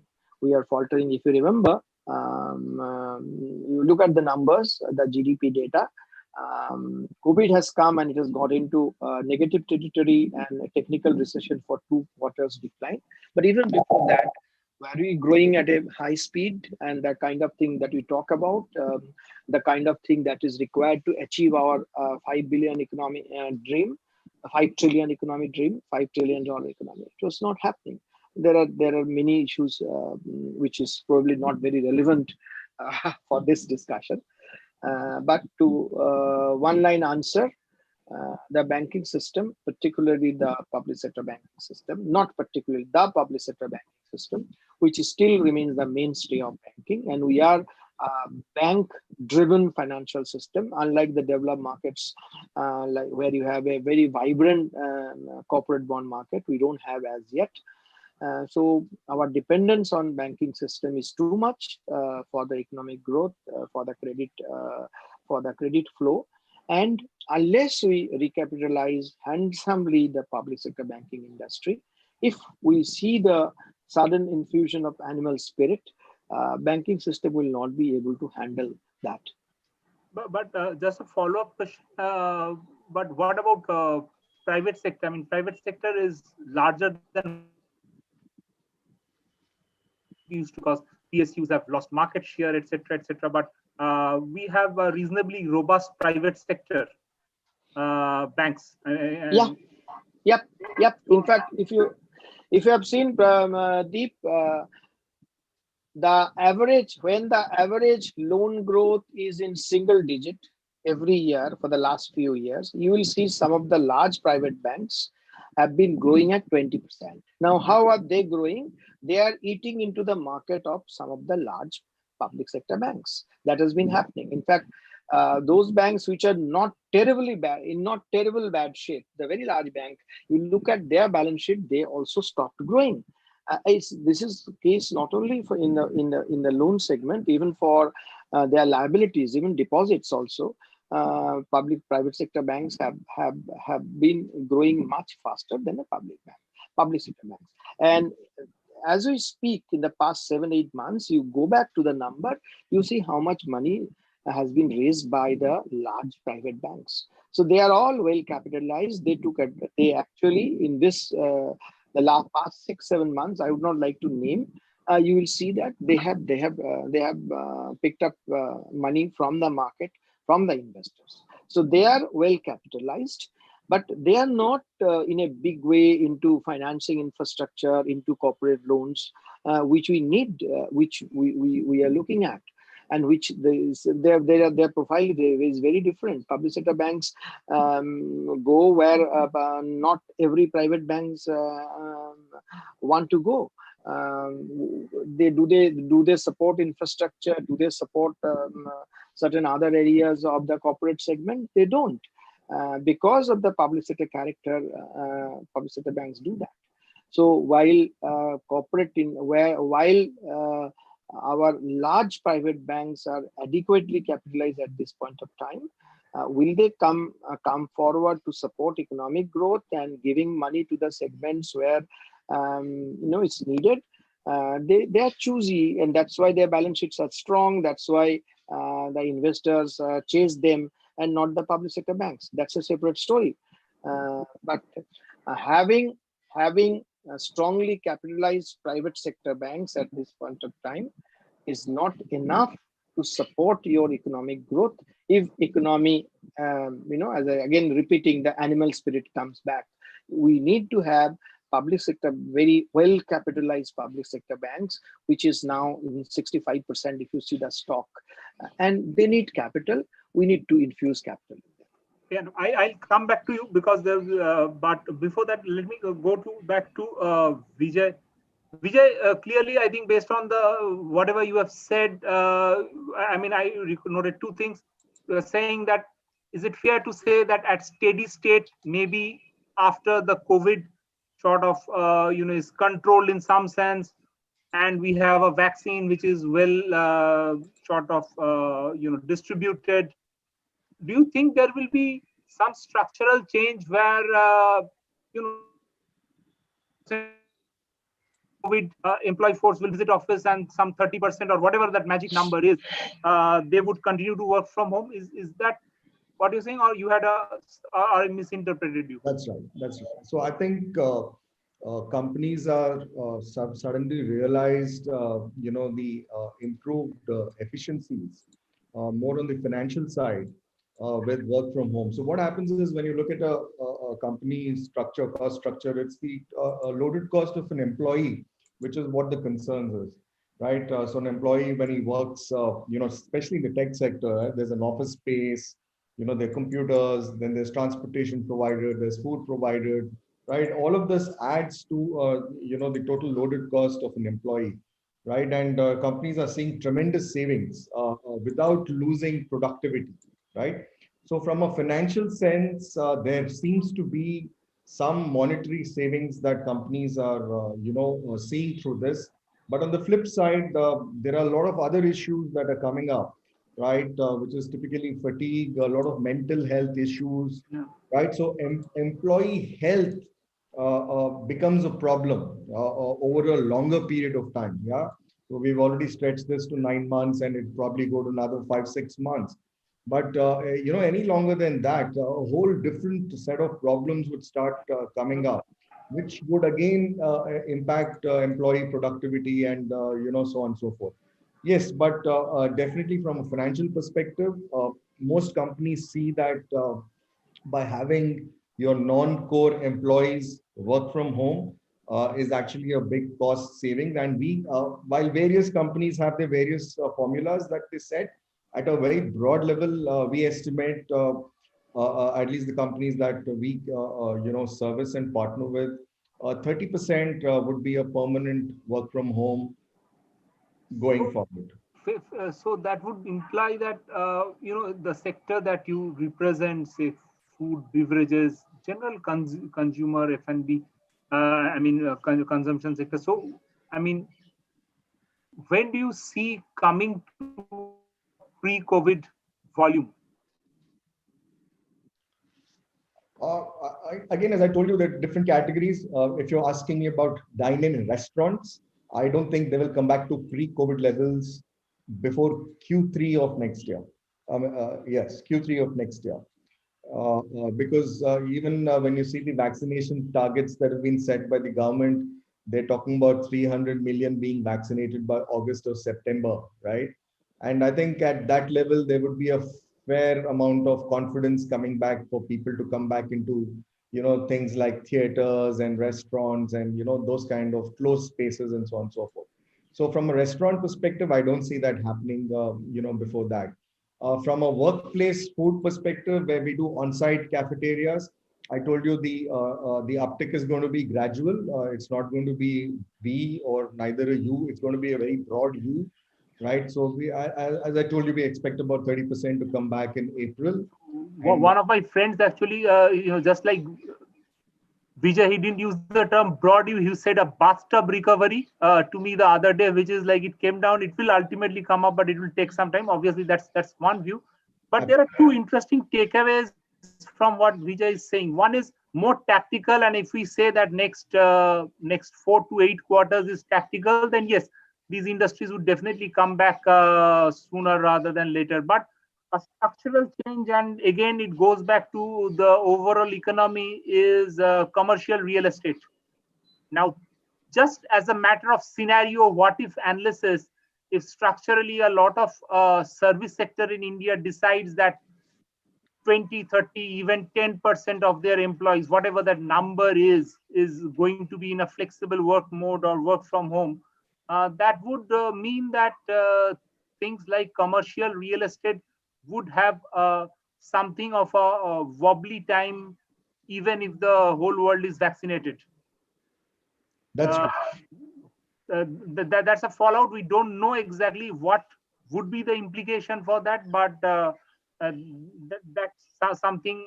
Again, it's a pot of bother. Vishal, one of the things while we are talking of digital, and again going back to banks, I mean, a lot of the banks are taking they have been taking, to be honest, digital initiatives, as we know from publicly available documents for last couple of years. Definitely, I mean, we have seen a lot of wonderful product launches by various banks, making the process of opening bank accounts really very easy. Some of them they claim, of course, and it's not so easy. But in general, there has been a positive sort of reinforcement from banks that they are going the digital way, etc. From your sort of viewpoint, what you see, how do you think the banks are doing in the digital initiatives, and how do you see the road forward? Because it's not that, if you have a trend, it will continue. So it will either possibly pick up, or it will plateau out, or it may just be a sort of momentary thing because banks have other worries, their capital, where to lend, and then digital, no matter how great and good it is, and it actually is, maybe just one of the main thing, one of the things as opposed to the thing. So how do you see the banks, doing in digital sort of investments, and what is your sense of the road ahead on that journey? Sure. So I think, Deep, if you take the last 4 to 5 years journey, I think we have basically, if you look at maybe around 2016 is when I think we had the infrastructure ready for a digital banking initiatives, whether it is the identity part or the UPI part, right? So I think the basic building blocks to do a digital onboarding of customers was set up, I would say, once the Aadhaar initiative was done, which actually addresses the address part to a large extent, and then the API part of it, which was primarily done after the UPI was launched, right? So I think we had the necessary infrastructure ready about 4 years back. We have seen a lot of engagement by banks on a lot of this in the last 4 to 5 years, especially after the after we had a huge success of UPI by Google and PhonePe and other apps, Paytms, which came up and showed us how digitization can be done on the payment side, right? And then we have slowly started seeing that happening on the banking front as well. I think one aspect that I would like to draw is I think the infrastructure and the ability to do these things was available for the last, let's say, 2 to 3 years by all the banks. Whether it's public sector or the private sector, they have done the necessary investment to do the digital banking for all the customers. We have seen a fast tracking of that in the last 6 to 8 months. Especially more automation, more on the chatbot, WhatsApp banking. A lot of these initiatives have come about, and I think we see that.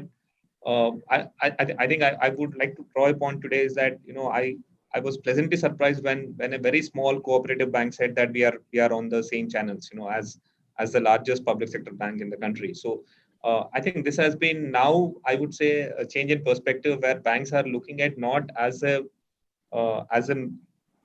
good feature to have, but I think this is more of an hygiene factor where I think banks are now looking at this as a must-have, and more importantly, they are taking it up at a large-scale implementation as well. So that's what I see happening at this point, and like the AI automation is one thing which actually will be a sweet spot for the next few quarters by all the banks.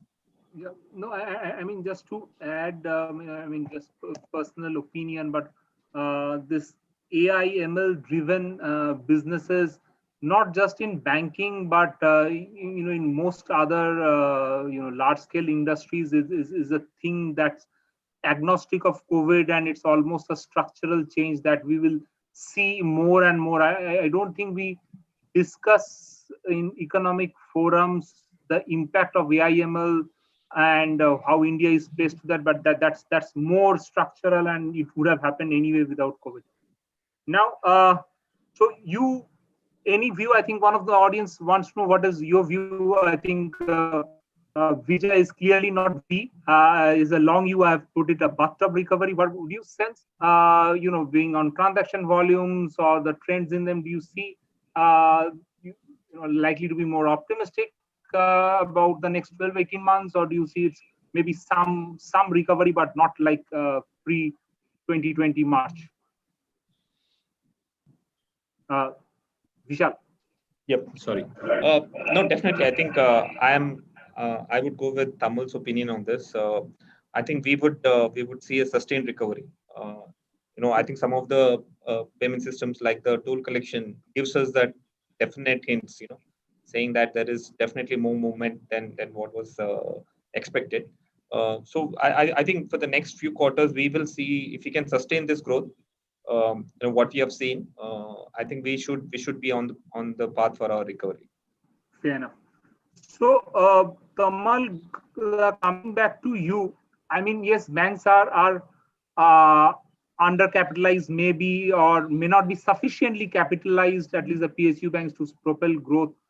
But then there is this question, and we have seen there was quite a heated debate maybe a couple of weeks back before RBI governor stepped in and distanced RBI from the internal working group reports, which had a lot of good suggestions, a lot of rationalizations of policies, but also put into open a consideration for corporate ownership of banks.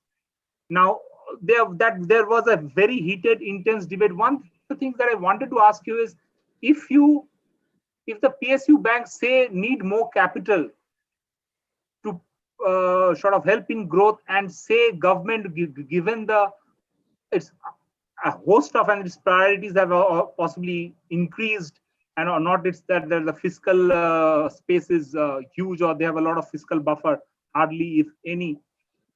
What is the issue with corporate ownership of banks?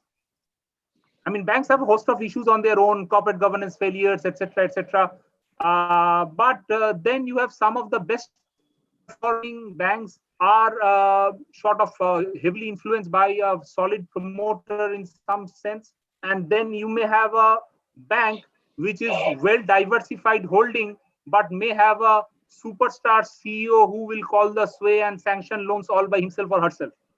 Not that you have lesser problems. So what problem would be if corporates start owning banks? Obviously, after due diligence, etc., etc. And if not corporates owning banks, where do you think will the equity at all come from? Well, Deep, to straight answer, it's not my original theory. I read somewhere, one of the columnists read the why do corporate actually need the bank for misuse? Because anyway, being borrower, they can use the banking system, which they have done. So why would they get into the hassle of owning a bank and misusing it? They are quite smart in misusing the system, which they have done historically. So what's the big deal? That's one way of looking at it. And also other point is, we are now breaking our heads, should the corporates be allowed or not? We are getting into the global landscape that yes, Japan has used some of the electronic goods companies to get into banking, but look at US, it has not done anything. It's very strict, so on and so forth. But the first set of banks, which was the 11 banks, including a cooperative banks, being converted into a full-fledged commercial bank in 1993-94, there are two entities which were probably corporate entities. One is still continue to hold a major stake in this, a large private bank, IndusInd Bank, and that's the Hindujaz, and the corporate entity, or for that matter, another bank which was owned by Times Group and later got sold, got merged into the with HDFC Bank. Wasn't it a corporate group? I mean, isn't it a corporate owned company? So there has been heated debate, and the RBI, Reserve Bank of India, does not have a consistent view on this, because if you remember in 2000, the last set of universal banks which Bandhan got and IDFC got, it did not disallow the corporates, but it created a sort of structure which was mandatory to become a bank, the holdco structure, the 3CS structure. I'm not getting into all the details. That was a sort of disadvantage many of the large corporations felt, which is why at least two of them, they had applied for banking, and later after internal discussion, they have withdrawn their license seeking applications.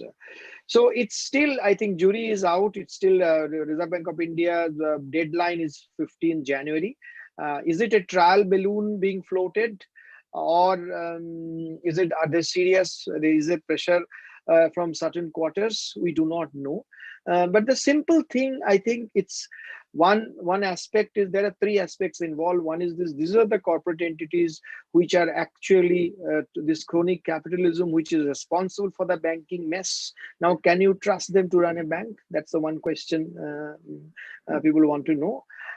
Second is very critical part is Reserve Bank of India. Can it be smarter than the smart corporates? Can it I mean, it always run the risk of being outsmarted, because as a regulator, Reserve Bank of India is fine, but as an inspector, as a supervisor, its record of late has not been that great, which is why Yes Bank was allowed to be turned into almost a no bank. which is why we found another large bank. The CEO took the board for a ride. Not only its then chairman, even a previous chairman came and on television channel started defending the CEO. And what was Reserve Bank which took so long to get into action, etc. So is RBI competent enough to actually inspect, supervise, and make sure that the vehicle is not being misused? Because at the end of the day, if you see, banking license is very different from any other. You are seeking a coal license, mining license, you are seeking telecom licenses. You pay you pay big money, and the best bidder, the highest bidder, get the license. But here you don't sell this to the highest bidder. You give it to the fit and proper. Now, how many Indian corporations, when it comes to corporate governance, actually fit that fit and proper criteria? That is the biggest part. And even this, it has said yes to.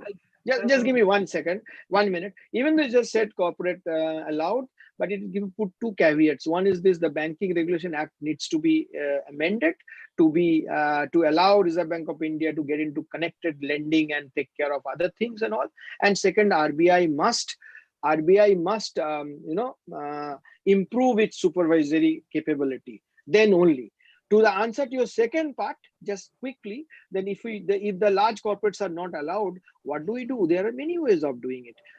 What are we doing for infrastructure segment? We have created a fund where government has put in money, and we are asking others to put in money. So it could have been done that way. You can do this way. You don't allow anybody to have a majority stake. You get the funds. You don't have to. There are very reputed funds. I'm talking about even overseas funds, not the local entities and all. You have done that. You can do that the way you have created a fund for infrastructure financing. Similar thing can be done, and particularly when the government's fiscal strength is not that great and government needs money, and one of the ways could be, everybody agrees that disinvestment. Why not? Because even the so-called weak banks, they are great franchises when it comes to liabilities and all. There'll be many takers. You just need to pick the right funds, and you need to create the right structure. So you can be a win-win situation. The government can get it money, and some of the, I would not name, on an experimental basis, you can start with 1 or 2 or 3 relatively smaller public sector banks in different regions, which have not got into this bandwagon of consolidation. They're all great franchise, a liability franchise and all. Why not sell the government stake after creating a structure where you have nobody has that big stake there? You create a structure where you get the funds with impeccable integrity and background, and it run it. Or you go the PJ Naik formula, what it said, that you created a holdco and government brings down his stake, but government continue to be there, but the management is left to be the professionals, etc. Then you have a better run system. So there are if yes, banks need capital.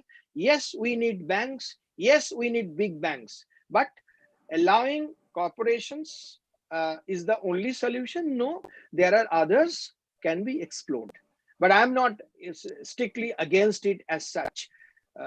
If I'm giving you impression, that's not the case. But the bogey which says only the corporate India can save the banking system, that's probably not correct. There are many ways of doing it. I think it would not be just one major segment which will have to pull the economy and the banking sort of related issues. I think different players are required, but what is often happening is there is a deadlock that's happening because there was a period, I think a couple of years back, when homegrown successful private sector banks, when the FII limits reached 70%, there was a brouhaha that these have become foreign banks. So you would not have, foreign holding of Indian banks beyond. You are uncomfortable with that. I'm not saying you, Tamalda, but you would be uncomfortable with corporates owning that. The government doesn't have that much bandwidth. I mean, then it basically boils down to LIC and EPFO to own banks, all the banks of India. You want me to react to that? Yes. No, that's not the case. That's not the case. Yes, LIC is that's a sort of bit of a joke. LIC owning majority stake in IDBI Bank and calling it privatization. That's a bit of a joke. So that's not the case at all. It should not. And LIC, traditionally, if you see, LIC has been for this purpose. And I wish LIC should be getting to divestment faster, because once the private investors, get into on board LIC, then there'll be much more transparency, and it will not be used this way. Because earlier, when the stock market was not driven by foreign money for foreign funds flow, LIC used to come to the rescue to the equity markets. Often, you'd one phone call from Delhi and LIC would start buying. A similar thing also, UTI in its heyday, the India's oldest mutual fund, also used to be a savior. Those were not the days where it was driven by foreign funds. Now LIC and other local mutual funds can't do that. So that's the LIC role. I think that's LIC getting into is a bit of a joke. Talking about you will not allow foreign banks. No, right now, as you have seen, that LVV, Lakshmi Vilas Bank, has been allowed to be picked up by. I mean foreign FI holders, FI as well, not foreign banks. Okay. No, that has to change. That has to change. As I said, there are good funds. There are funds which can manage well. And one of the ways of doing it, I'm repeating the same thing. The way the infrastructure fund has been created, where government has its stake, and then it is allowing others to come in. The same way it can be done. So there are many ways, and I think there are some things that have been on today. Also, I have read newspaper reports, an interview with the finance secretary saying that we are exploring, and this is the banking sectors also will be part of the PSU divestment. So we are all waiting. Probably budget or post-budget, the things will unfold. One of the ways, to have a stronger banking system, as well as for government to generate money, you need to divest when the fiscal situation is this. One of the ways of getting money, good money, will be a consistent and very I would say smart divestment. And why not? LIC is one of them, and there could be some of the banks. I have a question from our audience to Vishal, and it's regarding NPCI, and it's a very relevant question. NPCI will continue to play a very, very important part in the digital payments, and digital payment itself will be a very, very critical aspect of the overall India becoming digital. It's possibly one of the first thing people will do would be adopting digital payments. Now, the question is about the impending competition in terms of NUEs. How is NPCI looking at impending competition in terms of NUEs? Vishal, the question for you. Sure. No, I think this is very welcome move by the Reserve Bank of India, where I think they wanted to have more players who will do the digital payments in the country, and I think this will add. I think, as I said, I think we are still about 25% on the payments which are in digital payment, and there's a tremendous potential to increase that percentage, right? And I think the NUS will play a role in actually helping overall digital payments take off in, especially in the rural areas where it's underpenetrated. So as long as it's we are able to work and collaborate, I think I definitely see that is a positive sign and should help us in the digital payments growing in the country. Yeah, fair enough. There's a suggestion, and from one of the audiences, and if I would first request Vijay to possibly react to it. And the suggestion sounds sensible. See, different industries or subsegments within industries are in different trajectory. Say certain way Vijay said that food delivery services are doing actually quite good in the last couple of months, whereas certain others are not doing good. And if you just expand outside of consumer sector, you would find there are certain industries which are recovering at any rate faster than some of the other sectors. There's a suggestion as in, are we very near to vaccination? Why we should not believe on short-term measures segment-wise? So obviously vaccination, how far or near I don't think the panel would have a discussion, but happy to if Tamal has a view or Vishal, but vaccination typically, I think, yes, it's not like 5 years. Is it like 3 months, 6 months? We don't know. It's possibly sometime between that. And on short-term measures, segment-wise, I think some measures government has taken for certain sectors. It need not be very, very focused on a sub-segment level, but any segment level or any industry-focused action, unless it's a generic public focused industry like infrastructure, there will always be lobbies and counter lobbies, and the thing may get started. So much as some of the sharp sector focused measures could have been taken by the government, the question often remains is which sector and how to take a economically unbiased view on sector support without getting into lobbies. There's a question on, I would direct it to Tamal. It's from Ranjan. The question is, Tamal, has credit offtake to larger industries taken off or is still subdued? Where should credit really go for a long-term recovery? The audience suggests that his guess is that it's still going mostly to consumer sector. Tamalda. Yeah, that's true. I think that's true. There is credit offtake. The numbers say that it's not happening. I think there are one or two, if I'm not mistaken, one or two road projects. If you leave them out, there's not much of investment happening.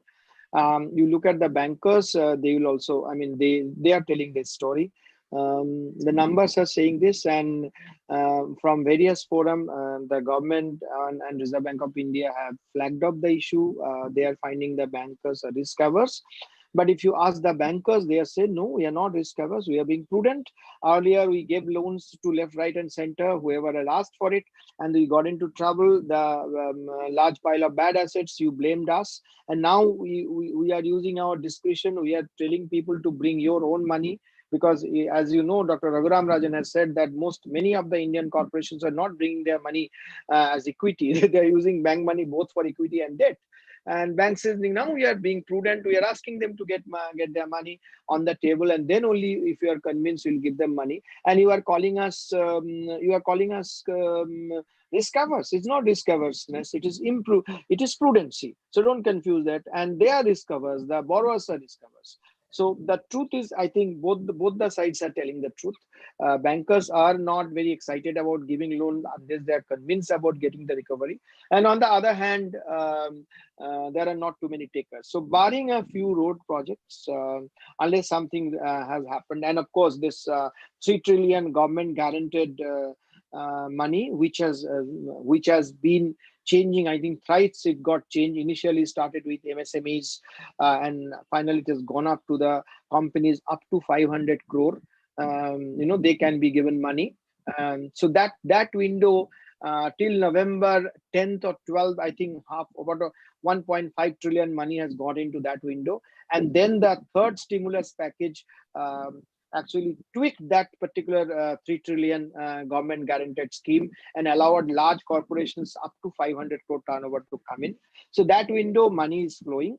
But apart from that, if you see that there are not too many things. So the banks continue to, at least before the COVID came, they were banking on the driving factor had been the retail loans. Of course, post-COVID, the job losses, etc. I'm not very sure if the retail flow is continue to be that thing. But you have seen the sub 7% historic low mortgage loans at this point of time. So bankers are continue to banking on mortgage and other retail segment.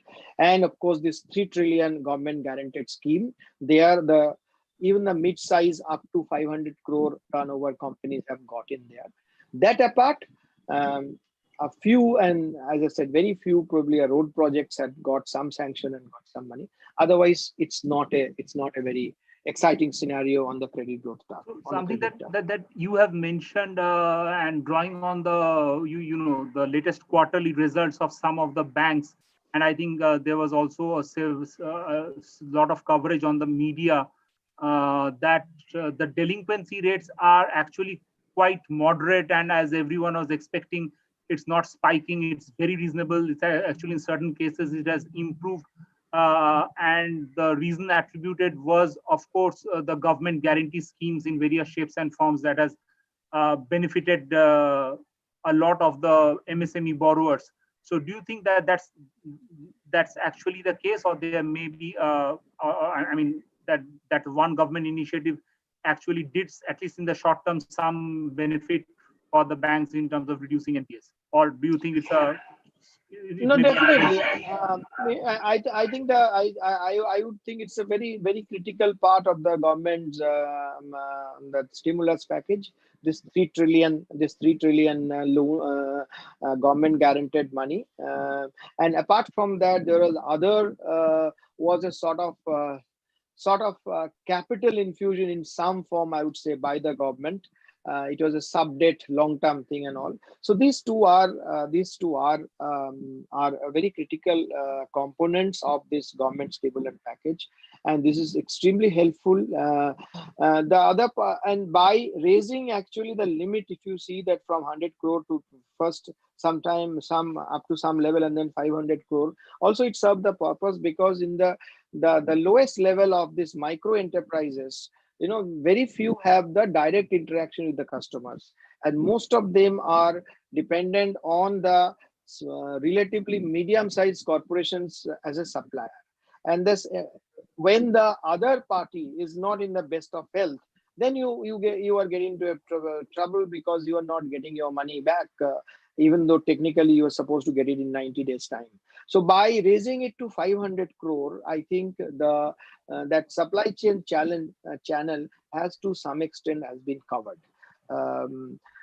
So I would like to believe that this 3 trillion package, which is the government guaranteed package, and another package which is almost a sort of capitalizing, because many of the micro entities, they more than they need the capital. During the lockdown period, they ended up they actually ate up their capital.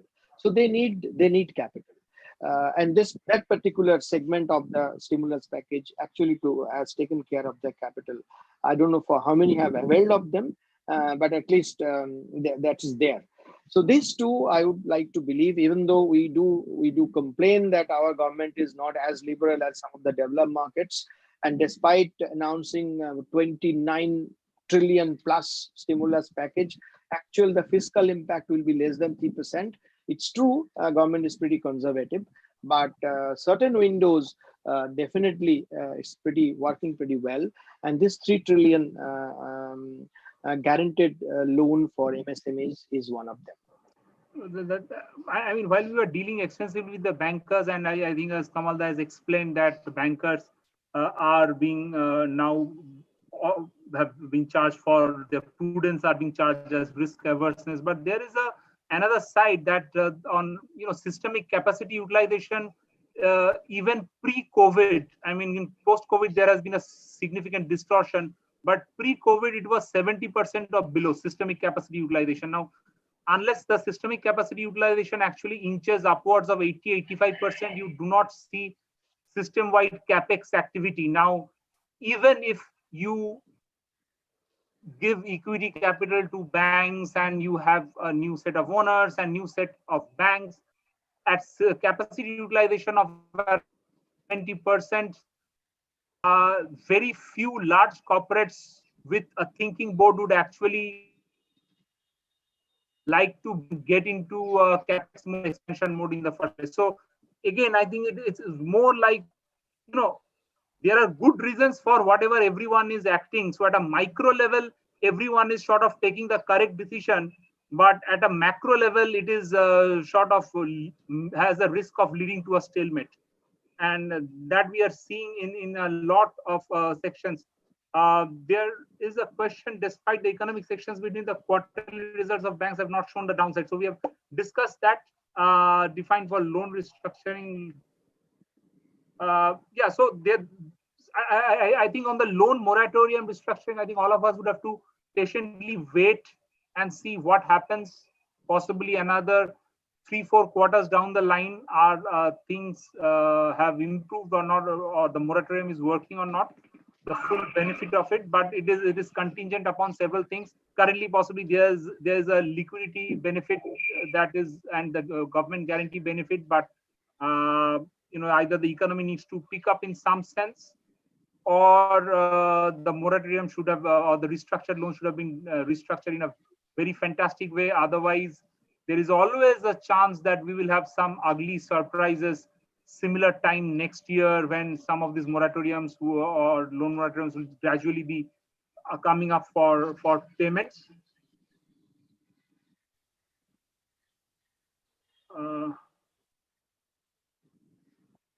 I think I have no, okay.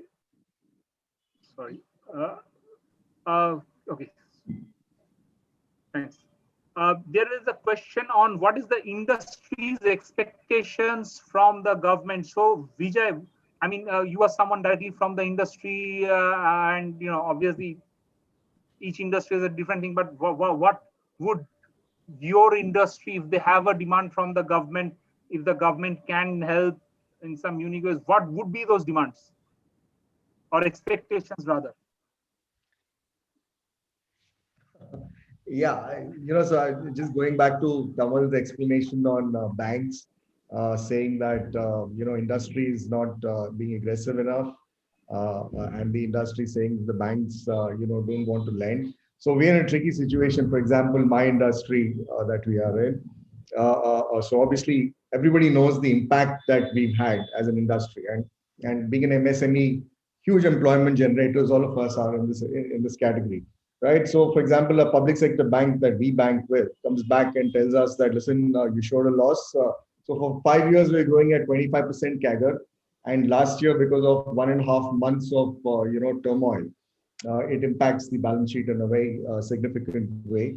So we took a small hit, and immediately the bank says that, listen, we'll, get down your lending limit. And then putting pressure on us to recapitalize the company in this point of time. And we didn't even avail of the moratorium because we didn't need to avail of the moratorium. So hey, we're saying that, hey, it's fine, we are okay, we can take care of ourselves, we don't need your moratorium, but don't put undue pressure on us. Please try and understand what the industry is going through. But bankers being bankers, they just don't understand. If employees are not going to come back to office and my business is not going to go up, why will I need credit? I don't need credit, right? My credit takes from the bank will only go up when my revenues go up, right? My working capital needs and so on and so forth. But they don't do that. Yes, but broadly speaking, from an food and beverages perspective, which has been impacted terribly, I think the problem is with the GST, the regulation which got changed last year in a very arbitrary fashion. Right, where food and beverages was at 18% GST, and we could avail of input credit. Suddenly got changed to a 5% flat GST without input credit. So, which means all the tax that we collect, we pay to the government, but all the taxes that we pay, we don't get any rebate at all. So the margin profile of our business has gone down by about 3-4 percentage points straight away, just because of input credit being taken away, because of this shift in GST, and it's a big number for us, right? B2B business, which works on huge volumes but lower margins, a 3-4 percentage drop, impacts the bottom lines in a big way. So yes, if one big thing, a big favor, we're not asking for doles, we're not asking for anything extra. As I told you, we didn't even avail of the moratorium. Fortunately for us, we were able to manage it without that. But I think the food and beverage and the hospitality industry badly needs the input credit being reversed back, so that we get the benefit of that, and then at least even if revenues have dipped, at least protect the margins going forward. So Tamalda, what are the, if I would ask you, what are the 3 most popular expectations that industries or industry bodies would be having from the government, what would they be?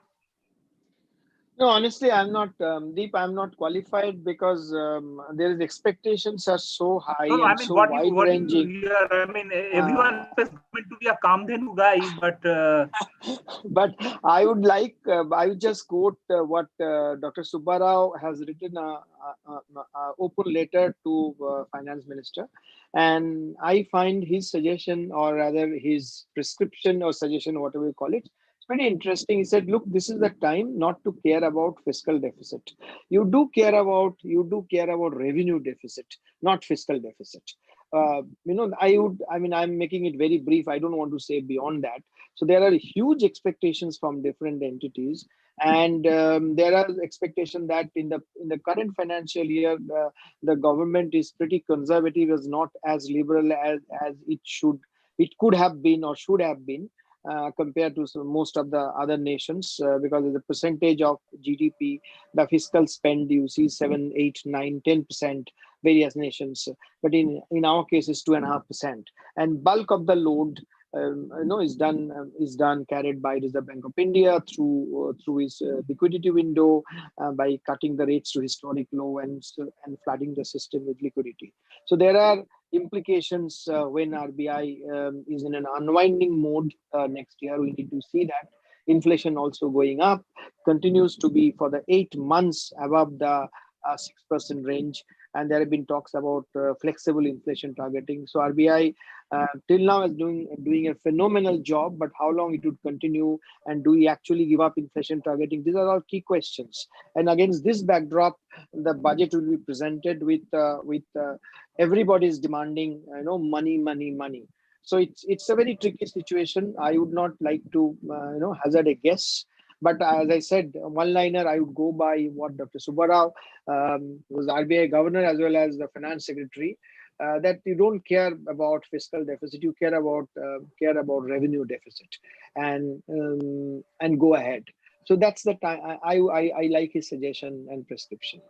Thank you. So I would try to sort of summarize, and if there are any questions, I would be happy to sort of handle maybe one or two more questions. But among our panelists, I think among the three panelists, two of them are in some sort of a bearish opinion about next year on GDP.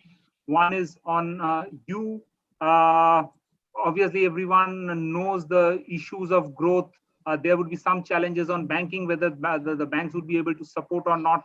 PSU banks may face a challenge. Now, where would the capital come from, etc.? Those are questions. Then, even if the loans and credits are provided, given the capacity utilization, who would pick up those loans? Those are some of the issues.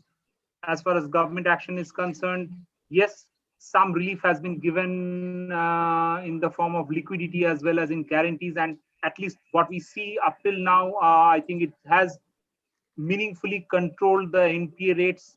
We would have to wait for a couple of quarters at least or more to find out whether the moratorium itself was successful or to what extent. So many more questions than answers. But again, going back to something I started, the macroeconomy and countries' economic systems are possibly entropy as always, as opposed to equilibrium, and whatever is an entropy or fundamentally a chaos-like situation.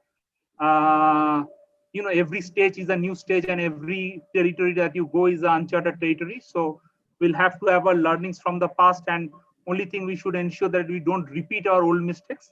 If at all we make mistakes, they should be new ones. Any questions? Professor Basu, Professor Banerjee, anyone a parting thought? No, Professor Banerjee has an observation. No, so I think it was a wonderful discussion. Don't think I was not here. So my video was muted and audio too, but I listened to the discussion and we had three different perspectives. And of course, any discussion on economic recovery, bank, as Tamal rightly mentioned, the bank credit to GDP ratio in India is very high. So bank will hog the limelight. And that has happened today also. That's okay. But overall perspective, the picture we got is, government is doing its bit. Industry is learning ways to remain relevant. and facing the challenges in this unprecedented time. And we have seen stories of resilience. So I think patience, resilience, and utter optimism are the three traits that industry should have now to go through this turmoil, never seen turmoil. But thank you all the panelists, and thank you Deep for excellently moderating this discussion. And with this, over to Shankarshan. Thank you. Thanks. Thank you. I'm sorry, I just, toggling between mute and unmute is the biggest challenge. No, but I simply echo what Professor Banerjee said, and I think there's nothing more I can add to it, but I think it's been a very engrossing and interesting discussion across the different sectors. And then we can see the, hopefully the optimism of the banking, abroad in the finance sector will be the leader, will be in the kind of the lead indicator, and other sectors will probably follow soon. And hopefully you all believe that, things as Tamal started off in his initial comments, about how the Q2 recovery or the Q2 outcome has been much better than expected, and how people have now suddenly gone back to the drawing boards, feverishly trying to revise the estimates. Even if some of those estimates have to be recomputed, but I think the direction seems to be that there is an optimism, there is some movement that is happening, there's some positive movement that's happening, and the sooner it percolates down the line, I think it'll be good for the entire economy. So I think it's an interesting discussion, and thank you, Deep, for a very good job as a moderator. I know it's a tough job, particularly when you have people from of the stature of the panelists that we had, and also the kind of variety and the varied experience that they bring in. So thank you very much once again. Thank you. Thank you. So I know Deep has a hard stop, so I think he has to kind of leave, and we'll stop. We thank the panelists also, Tamalda, Vishal, and Vijay. Thank you very much for taking your time out, and in particular, Vijay, I know you had to reschedule some of your appointments to be here. Thanks a lot on behalf of IFA and my own behalf. Thank you very much. Vishal, thanks a lot for being here and today. And then Tamalda, as always, thank you very much. You've always been supportive of us.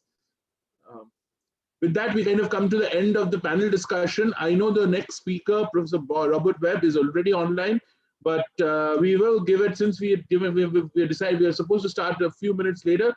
Again, let's take a quick, maybe a 5-minute break before we start the process. Start off with the second plenary session of the evening or of the day, which is essentially talking about risk capital and risk appetite. By Professor Robert Webb from University of Virginia. So we will be all here, and we will kind of start in, maybe, as I said, it's about 5 minutes time. Yeah, so 5:40 we come back. Yeah, it's about 5:33 right now, right? So, yeah, it's about 5:33 by, I think right now. So we'll start in about 7 minutes time, 5:40. 5:40, yeah. Okay. That sounds good. Meanwhile, let me see. I know Bob is here. Bob, meanwhile, if you want, you can kind of, upload your or share your screen, at least the first screen, and we can keep it ready. Okay, I'm happy to do so.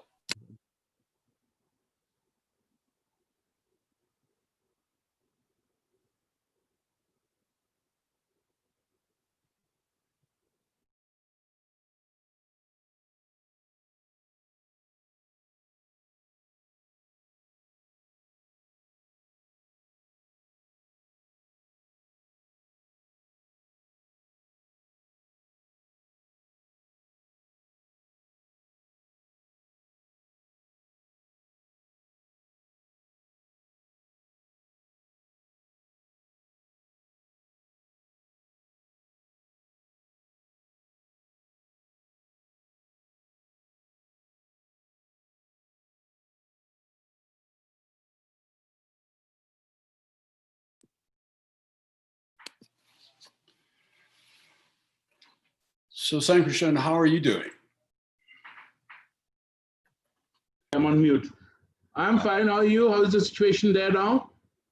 Well, I mean, we've been very fortunate here in Charlottesville that the pandemic has not impacted us as much as other parts of the states. And of course, the introduction of the vaccine has provided tremendous hope for seeing the end of what has been a terrible year, really, in the states and elsewhere on the globe.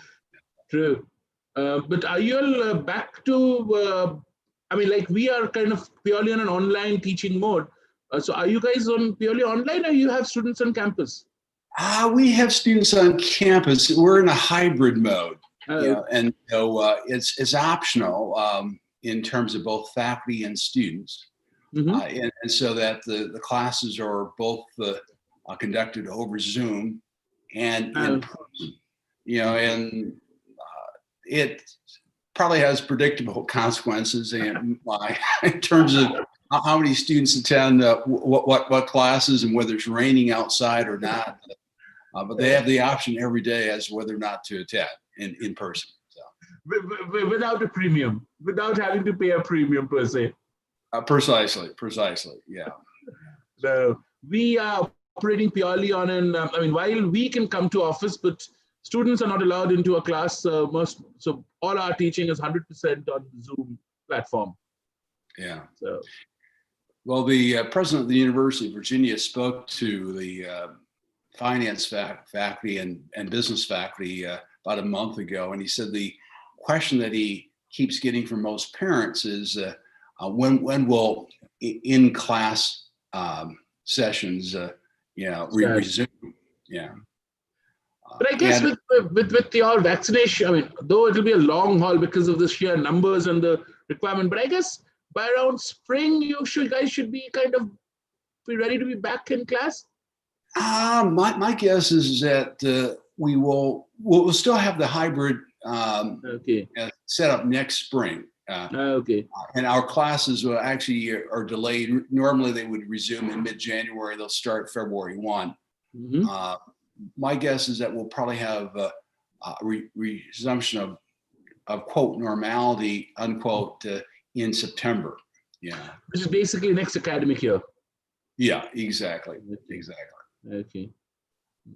We hope the sooner the better, because I don't know about how others feel, but teaching into Zoom and even in an empty class kind of seems very, very surreal to me. I mean, like, oh yeah, it's there's huge screens all over and camera and all, but it's kind of I don't know what it kind of feels like. No, it is it is definitely different, and I think worse, really, from an education standpoint. The comment I've heard from many people is that you lose about 1/4 to 1/3 of the material in terms of what can be covered. And then from a student perspective, being on Zoom all day is, at least for me, absolutely terrible. So. Absolutely. And they have to just sit and say, watch the screen. We can at least a little bit walk around, write on the smart board, do something. But for a student, he or she's just watching a screen all day, which is, I think, quite distressing, to say the least. Yeah, and of course, from a parent's perspective, they're wondering why they're paying all this money if the students aren't in-person classes. So. True. Let me see if Professor Ashok Banerjee is there. Let me also introduce him. Ashok, are you there, or you just stepped off for a minute? Are you there? So, but Bob, let me just introduce you to Professor Ashok Banerjee. Professor Banerjee is at IIM Calcutta, one of the other IIMs, the oldest IIM actually. And there's Indian Finance Association that kind of runs this conference and all. He is the president of the organization. So Ashok, and I don't think I have to introduce Bob to you. In fact, right as I speak right now, you have one of your papers under review in the Journal of Futures Markets. If that's what you were telling me the other day. It is published now. Oh, it's published now. Okay. Okay, good. Thanks. So, a very, very much a pleasure to meet you. Yeah, so good that you could make it this time. We wanted to have you in person, but this is the best solution given the situation. No, I would love to be there in person as well. Bob has been to India once. I mean, in about 2007, about 13 years back, when we did the APAD, he had come to Delhi, if you remember. Yeah, I was in Gurgaon. Yeah, Gurgaon. Well, that's pretty much Delhi. I mean, it's like Gurgaon is like the next suburb of Delhi, kind of thing. So you were there.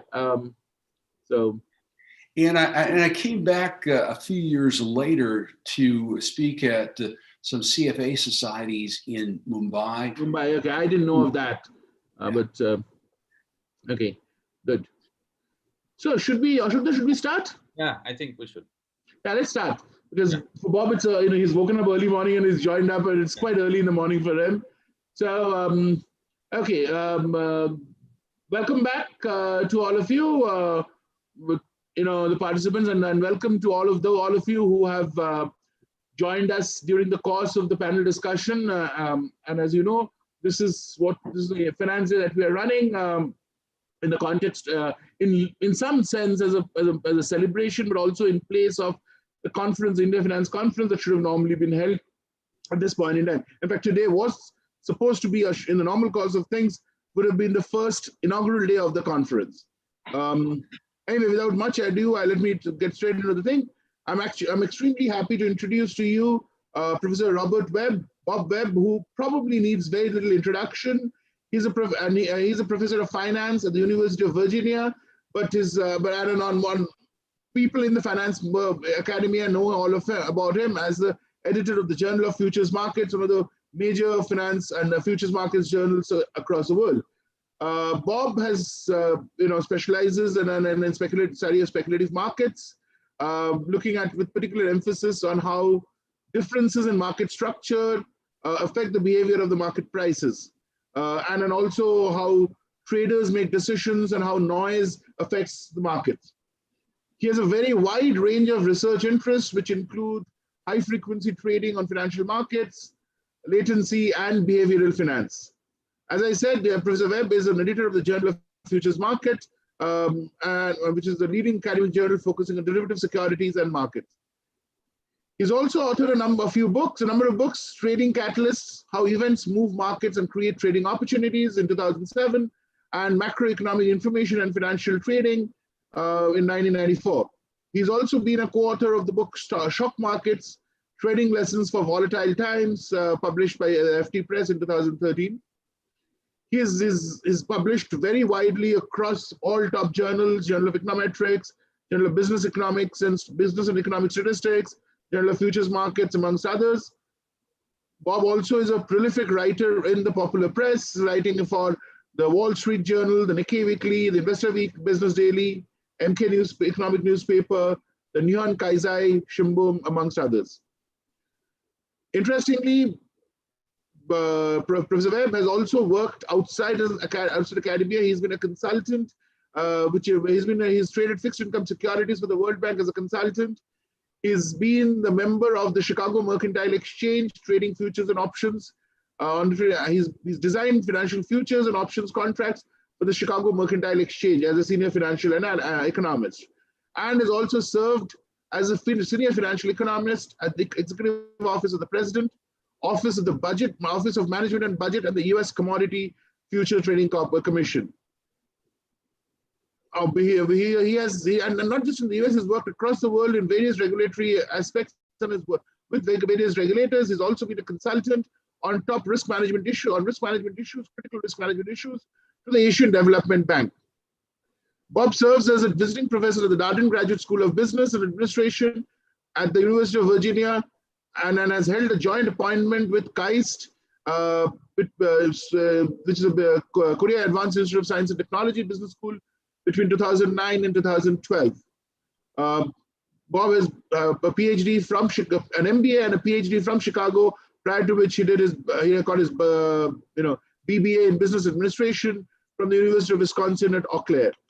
Bob is going to talk today about risk capital and risk appetite, and I think in this environment that we are in, this is a very, very critical thing to talk about risk and risk capital, and also the ability to take risks, which is basically, manifested in terms of the risk appetite. With that, and without further ado, let me hand it over to Bob. Professor Robert Webb. Bob, the floor is yours. We could go up to about, let's say, about 50 odd minutes, 50, 55 minutes, and then we can have about, 5 to 10 minutes of Q&A. Okay, sounds great. Well, thank you, Sarkar Shan, for those very kind comments. It's my pleasure to be here during your afternoon and my morning to talk to you about risk capital and risk appetite, and to celebrate the 10th anniversary of the India Finance Association during Finance Day 2020. So looks like I just need to change my screen again. You have to share it again. Okay, great. Okay, so what I want to talk about is something both topical and also long-standing, and that's the notion of risk capital and risk appetite. And I want to talk about it in the context of what has happened this year, not only in the States, but also around the world in terms of the impact of the COVID-19. But I'll emphasize the impact on US financial markets of the pandemic and then the subsequent lockdown as well. And so taking us back to February of this year, the US equity market had reached an all-time high in mid to late February. And then suddenly there began a sell-off, okay? And what we witnessed was a combination of both a liquidity crash in the US financial markets in late February and March, and a reaction to the partial lockdown of the US economy and the potential impact and feared impact of the COVID-19 pandemic. Now, as you might expect, there were predictable flights to safety as investors shed their risky assets in favor of safe havens. However, as we'll talk about later, some of the safe havens, the traditional safe havens such as gold, or some of the new safe havens such as Bitcoin, proved to be less so. And that was even more so for US Treasuries as well. And so what we saw in late February and March was this brutal sell-off in equities, but we even saw more of one in terms of the fixed income market. Now here's a graphic taken from Bloomberg, which shows the S&P 500 stock index, and you can see kind of this sharp decline really from the previous peak in late February of 2020. Sell-off, a little bit of a recovery, a further sell-off, and a further sell-off, etc. Now, one of the things about an environment like this is that when we recovered from this sell-off, which totaled around 34% in less than a month, it almost seems like the recovery was preordained, when in fact it really wasn't. Okay, what we had here was really a near-death experience, so to speak. I remember my wife asking me what assets do we have that are safe, and I had to give her the unfortunate answer: none. That nothing was safe during this particular environment. And as you can see right here in this subsequent chart, we then saw the S&P bounce back. Since it had fallen by 34%, it had to rise by at least 50% in order just to break even. But it rose beyond that, and yesterday it closed at 3722.48 in terms of the S&P. So we had this 34% sell-off by late August. We had recovered all the losses and then some, 55% gain, and of course we've moved further higher since then. But for anyone watching markets during this time period, this is really has been a very scary time period to be in financial markets. Now, of course, both the NASDAQ Composite Index and the Russell 2000, with the latter being a very broad measure of smaller stocks, fell in February and March as well. And so here we see the NASDAQ and the extent of the decline, and of course the even larger rebound in terms of the NASDAQ, which is a very tech-heavy index.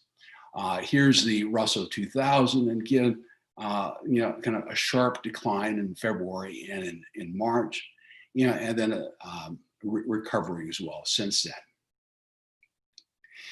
And as I said a moment ago, we saw investors flee, equity for supposed safe havens. Gold was one of those. Bitcoin was another one. Bitcoin much ballyhooed as a digital gold. Well, while both had performed well since the crash, if you look at the gold futures contract and you look at what happened during the time period where there's an equity sell-off, there's also a sell-off in gold. Okay, and again, that sell-off might be forgotten in terms of the subsequent rally in gold prices. And something is similar in terms of Bitcoin, where Bitcoin, rather than being something that protected you when you most needed it, did not protect you. It also fell in value. Now, again, a Bitcoin, much in the news, selling for over $21,000 per coin. But at that point in time, when you needed it as a hedge, it did not serve as one.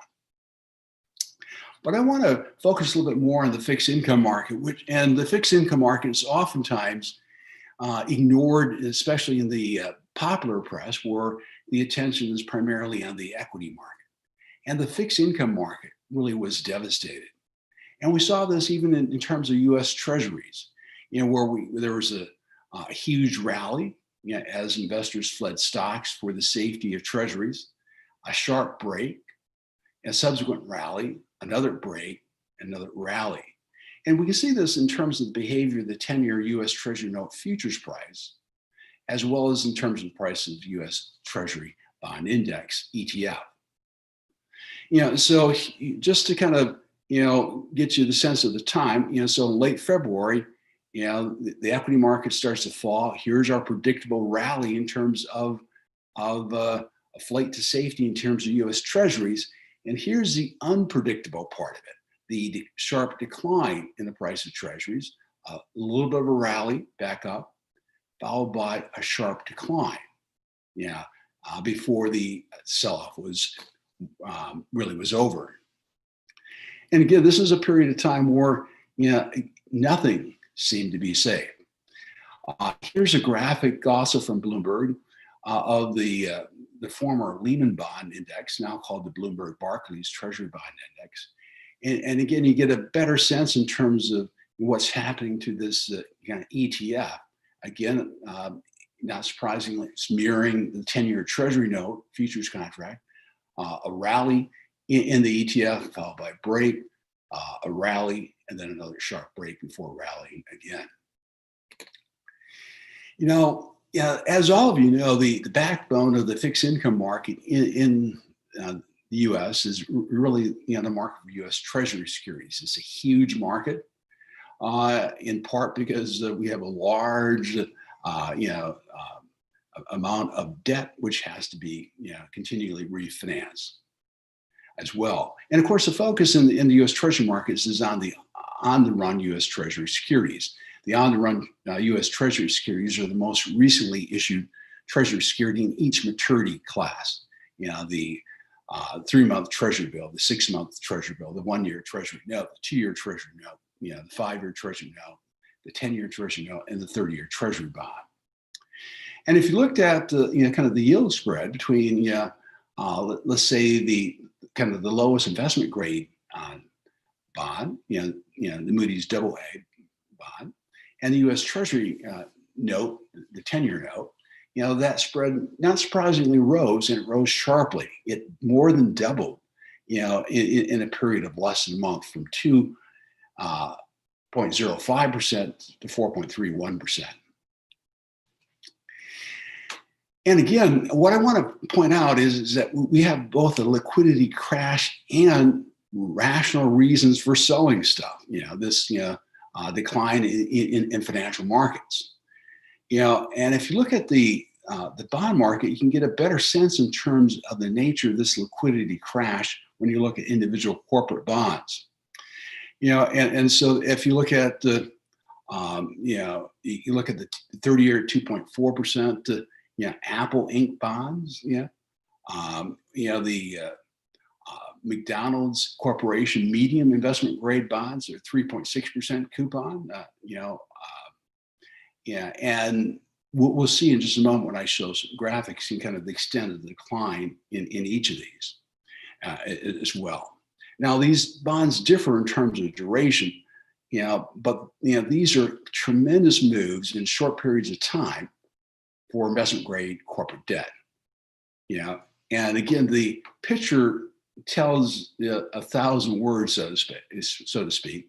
Here, where here's the Apple 30-year 2.4% coupon bond. Okay, and again, this is one of the largest companies in the world in terms of market capitalization. And the bond is being priced, initially as a safe haven, hence this rally. But within a couple of weeks, is being priced as if it's, there's a high probability it could go into default. The same thing is true really for the McDonald's 10-year, 3.6% coupon bond. Again, these bonds differ in duration and hence sensitivity, but you can see, that this is more than just a really kind of a traditional sell-off. This is a liquidity crash. And here's the Disney, 29-year, and 2.75% coupon bond. And it's plotted against kind of this little the index, that I mentioned previously, the Bloomberg Barclays index. Again, you see this very sharp sell-off, and this is what I'm talking about in terms of a liquidity crash. Okay, not merely that you had a sell-off, but the magnitude of the sell-off. Okay, and of course, if we looked elsewhere in terms of the financial market during this time period, we would see, sell-off in other sectors, and this can be shown by looking at some of the ETFs. Muni bonds, prices fell, municipal bonds, intermediate corporate bond prices fell, junk bond prices fell, real estate prices fell. And so the MUB is a exchange traded fund, which is a proxy for the muni bond sector. And again, you can see this kind of sharp sell-off, that occurred during this time period, versus what would happen during other periods in the more recent past.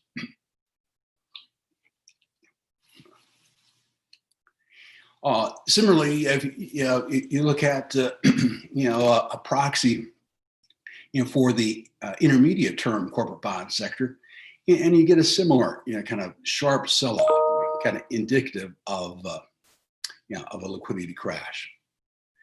And of course, the sector where you aren't surprised to see a sharp sell-off is the high yield bond sector, the junk bond sector. But again, the extent of the sell-off is perhaps sharper than what one might expect. Now here's an ETF that is a proxy for the real estate sector. And, not only is there a sharp sell-off, but the subsequent rally is not as pronounced, and probably for good reason, as you can see, what could be a long-term shift away from in-person shopping to doing more online shopping, and a decline in terms of commercial real estate, for selling items, as well as for workers needing to work in offices as opposed to working remotely. Now, as with all things, almost invariably there are forewarnings, and liquidity crashes have occurred in the past.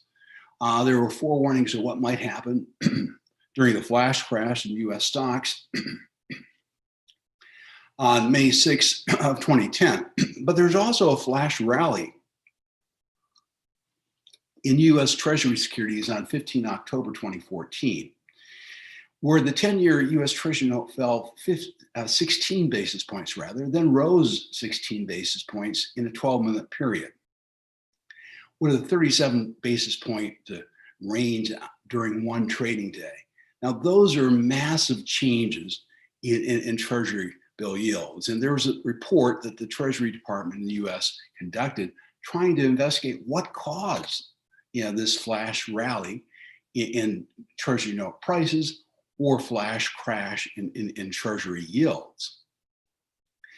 And I think it's instructive to kind of look at this figure 2.5, and these are reproduced from the staff report, because you can see right there that this action on October 15th is one of the largest moves, intraday moves ever in the 10-year Treasury market. And of course, this first chart shows you the extent of how rapid this price move was. And as we see in a lot of areas in terms of finance, there's not a good explanation for it. We don't know why it occurred. There was the report, said that, for such significant volatility and a large round trip in prices to occur in so short a time with no obvious catalyst is unprecedented in the recent history of the U.S. Treasury market, unquote. And that's taken from this joint staff report. All of which leads us into the discussion I want to focus on, which is risk capital and risk appetite. And one of the things we've seen over the last several years has been the increase in the importance of high frequency trading in many markets around the world. Okay? And this dominance of high frequency trading has had both benefits and some potential problems as well, or at least it has exacerbated the potential for problems. And one reason for this is that much of the high frequency trading that occurs, contrary maybe to the popular imagination, is really market making. And Lars Norden at Stockholm, Bjorn Hagströmer, also at Stockholm, published a paper in the other JFM, the Journal of Financial Markets, entitled The Diversity of High Frequency Traders. And they found that most of the trading that was occurring by high frequency traders was market making. And if you're a market maker, you want to avoid being picked off. You want to avoid these sniping costs. And high frequency trading firms are very good at avoiding sniping costs. And so the question then arises, what lessons can we draw from past liquidity crashes under different market structures before the rise of high frequency trading? Well, this is where this experience that Sankarshan was talking about, when he introduced me, comes into play. And I had the good fortune of working for the World Bank, for the investment department of the World Bank. And the investment department of the World Bank managed at that time a portfolio between $19 to $22 billion, depending on whether you counted IFC, International Finance Corporation, and IDA funds or not. And about 2/3 was invested in US dollar denominated securities. And it was actively traded. And we had direct lines with every primary government security dealer, that was in operation at the time. And there were over 40 of them at that time when I was there back in 87 to 88. And these primary government security dealers were the dominant financial firms of the day. And they were trading large amounts in the US Treasury market, as was their obligation.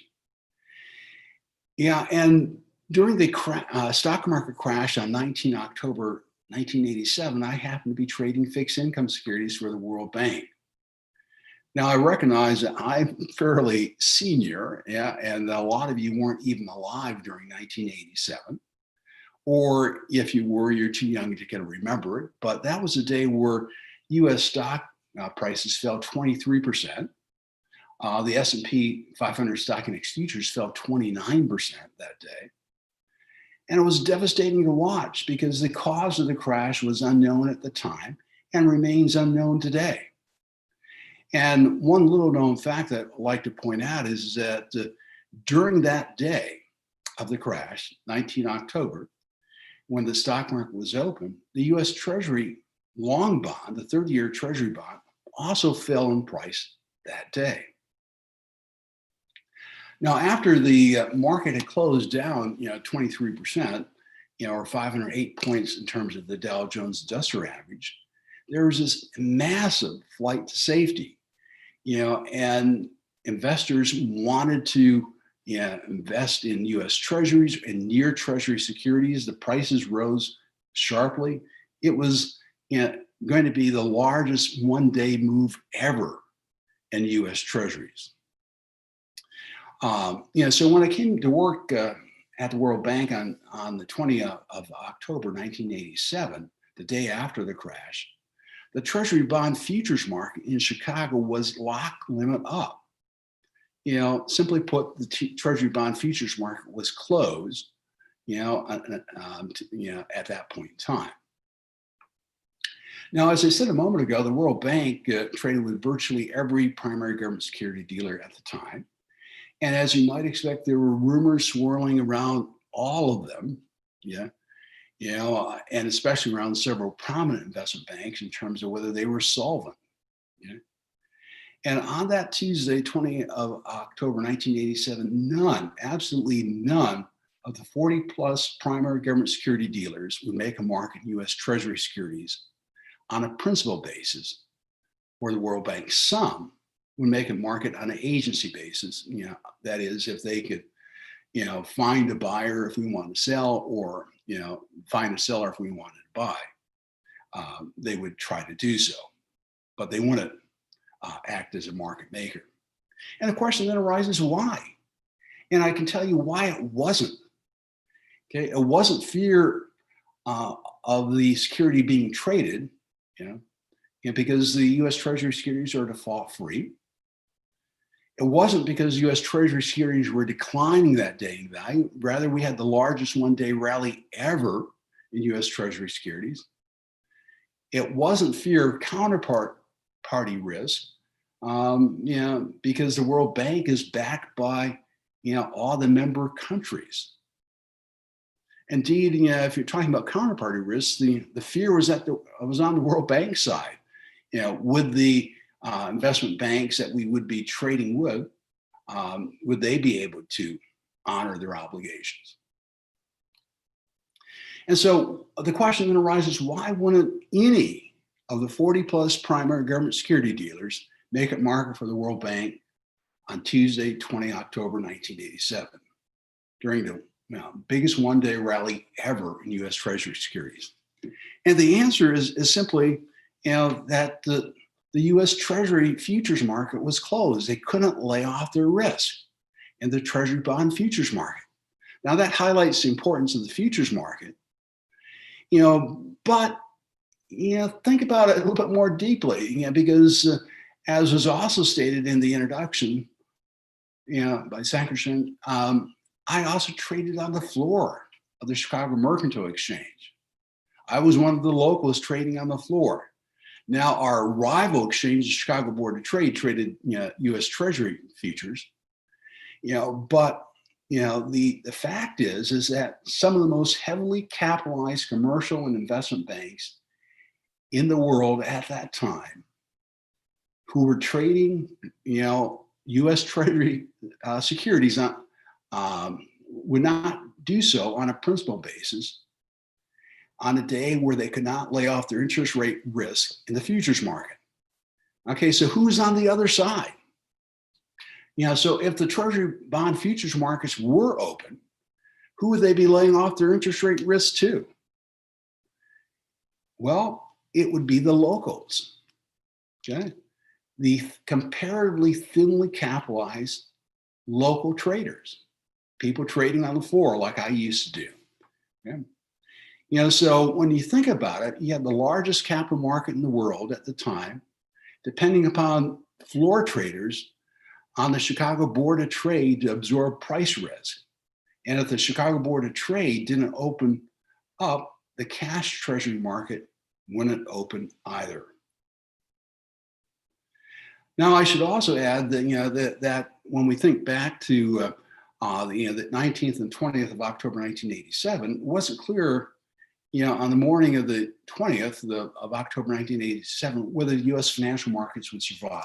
Okay, we had, basically what looked like a financial meltdown, and that's why I said a moment ago that what happened earlier this year was, in one sense, kind of a near-death experience as well. So it looked like the U.S. stock market had further to fall that morning. The dominant stock index futures market, at the Chicago Mercantile Exchange, the S&P 500 stock index futures market suspended trading in response to requests by the U.S. Federal Reserve during late morning. The Chicago Board Options Exchange, which trades equity options, suspended equity options trading as well. The Chicago Board of Trade, though, did not respond to the request by the Federal Reserve, and they traded a competing stock index futures contract, and that market remained open. And that was significant in part because there was an inexplicable rally in this thinly traded major market index. And this index was designed to mirror the Dow Jones Industrial Average. Okay, it had 20 stocks rather than 30 stocks. But the principal family that ran the Dow Jones company at the time, the Bancroft family, didn't want to have the Wall Street Journal's, didn't want to have the Dow Jones Industrial Average name associated with a futures contract. And so they refused a couple $1 million a year that had been offered them by the Chicago Board of Trade to allow them to license that name. But that index, that major market index, had a huge rally all of a sudden, and that rally was led by trading by locals. So if you look at it in a different sort of way, thinly capitalized locals turned the stock market around, after the crash of October 1987 as well. And so once again, comparatively thinly capitalized locals on the floor of the derivatives exchanges in Chicago played an outside role in financial markets. Now, the pits are gone or largely gone in the USA, and they aren't coming back, okay? And high frequency traders have come to dominate markets, or come to dominate trading on markets rather. And this increased the sensitivity of financial markets, sudden changes in risk appetite and access to risk capital. And so if we were to fast forward to this year, 2020, we saw this sharp decline, in equity and, prices during late February and most of March. We also saw this, how the fixed income market was savaged, in the subsequent market melee, and flights of safety were not surprisingly safe.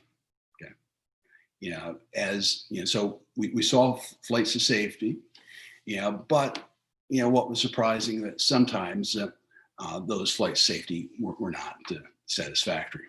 So what stopped the carnage? Were there any sufficiently well-capitalized banks who could have taken up the slack? Yes, but they didn't. Rather it was the U.S. Federal Reserve that stepped in, and to be sure that the Fed's actions did not immediately stop the carnage in the financial markets. Indeed, the continuing carnage in the financial markets forced the Fed to make a series of ever greater commitments to the market.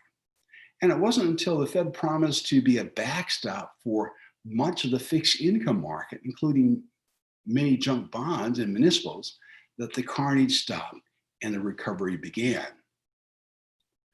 Now, the Fed's intervention has really been mixed. It purchased around $1 trillion of mortgage-backed securities, but very little junk bonds or muni debt. And so it's interesting to kind of note, that in other sectors of the market, the Fed really didn't have to buy very many securities to impact the markets. It merely had to announce that it was going to be a backstop. So once it promised to kind of step in the market when needed, that was sufficient, at least so far. However, this raises a different sort of question in terms of, should the central bank really be the buyer of last resorts for all sorts of dodgy credit? And we know that this distorts incentives, and distorts prices as well.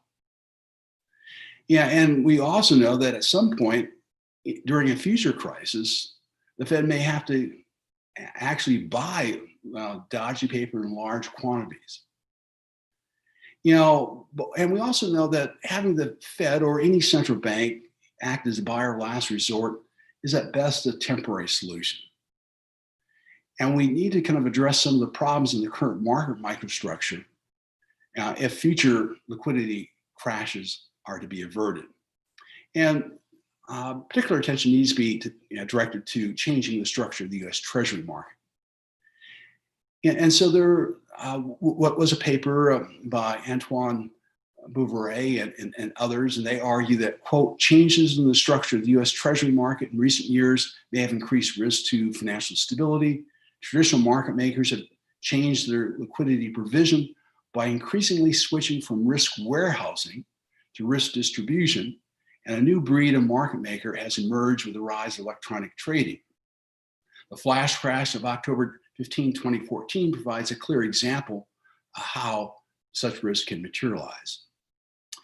And the authors then go on to argue, quote, based on in-depth analysis of the event, complementing authorities' work, we suggest providing incentives for liquidity provision, improving market safeguards, and enhancing regulation of treasury markets.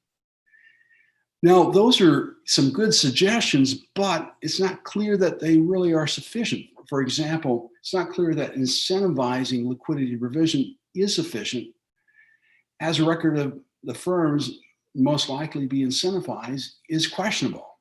And again, think back to the old market structure.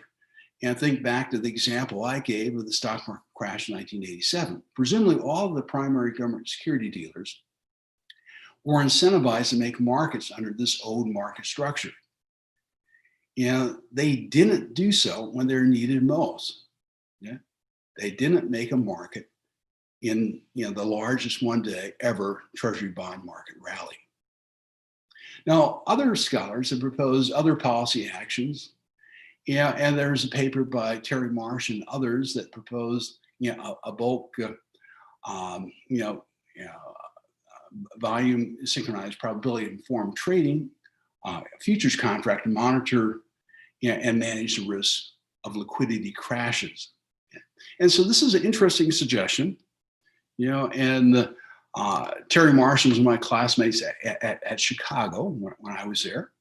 And so his paper goes on to argue, quote, we find that a rise in the VPIN effectively foreshadows high levels of volatility in the indexes of several countries. If a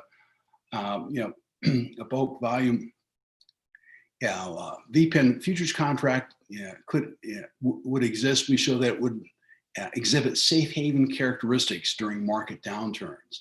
In particular, a simple active portfolio strategy that times investments in equities, risk-free assets with VPIN levels are low, outperforms the buy and hold strategy. And so effectively, they go on to argue that this VPIN futures contract could be a useful tool for both risk monitoring and for managing portfolio risk for portfolio managers and regulators.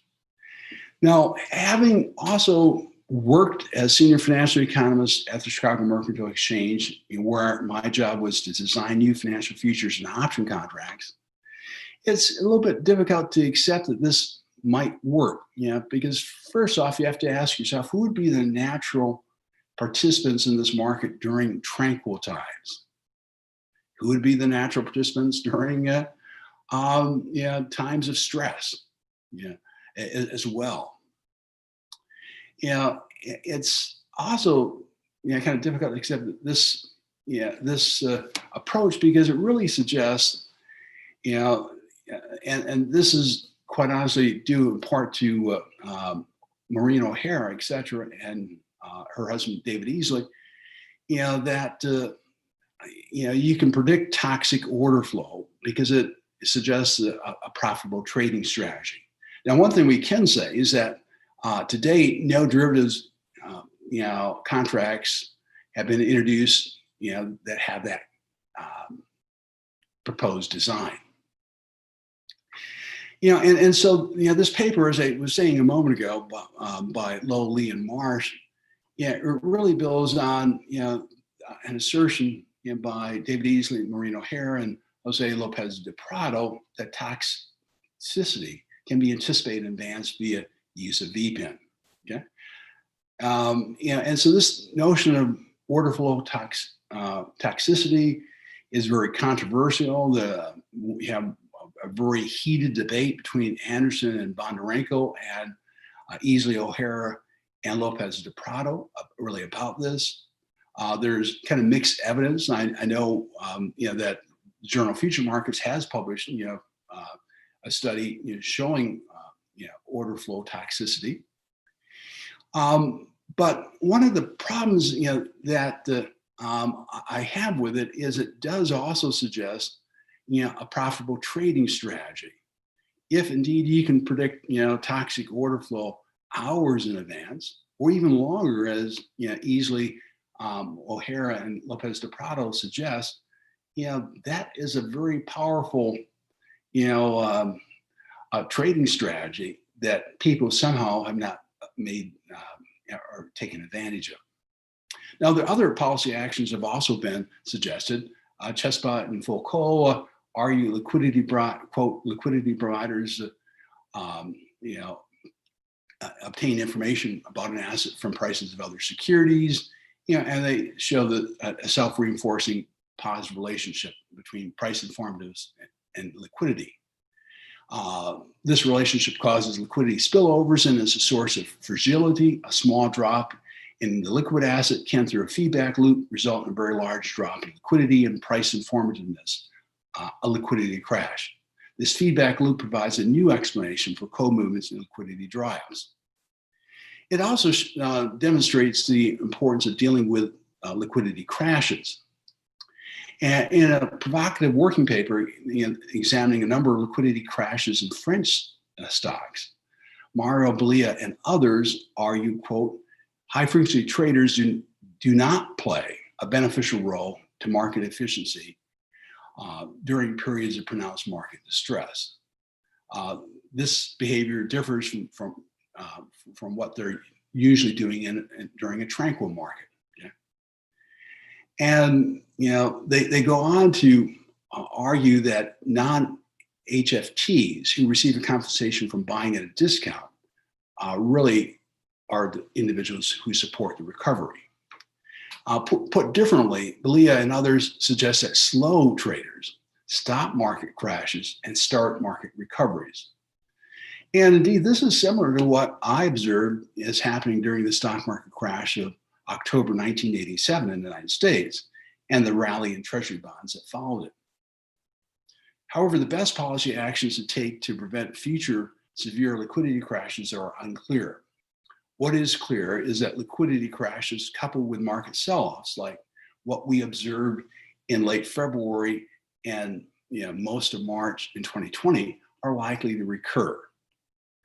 And society may be more dependent on market participants who have relatively less risk capital, but greater risk appetites, to stop liquidity crashes and spark market recoveries. Now, let me emphasize one last point.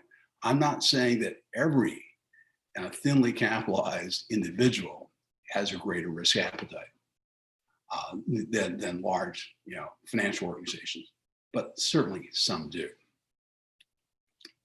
And with that, thank you very much for your kind attention. I'm happy to take questions. Yeah, thank you, Bob, for a nice presentation and taking us through, almost 33 years journey. And what you showed is that history repeats.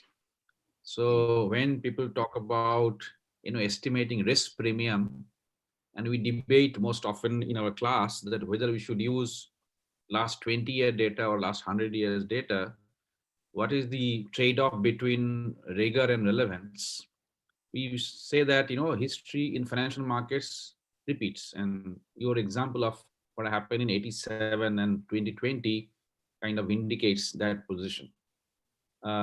Before I open it up to the floor, I have a question for you, which is, during the COVID times, there is another phenomena which we are observing, and the experts have started making comments, is the apparent disconnect between the real sector and the financial markets, where, real estate sectors are devastated, excepting some technology-based sectors.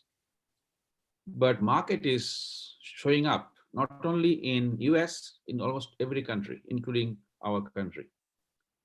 Because you've worked in market, you closely look at it. So what do you think would be the possible reasons for this disconnect, and why is stock market is so optimistic when the other markets are not? Oh, that is an excellent question, Ashok. It's difficult to say. I mean, there was a presentation by Cam Harvey months ago, and I want to say it was in May of this year. And it was about what type of recovery will we have? Will it be a V-shaped recovery? Will it be,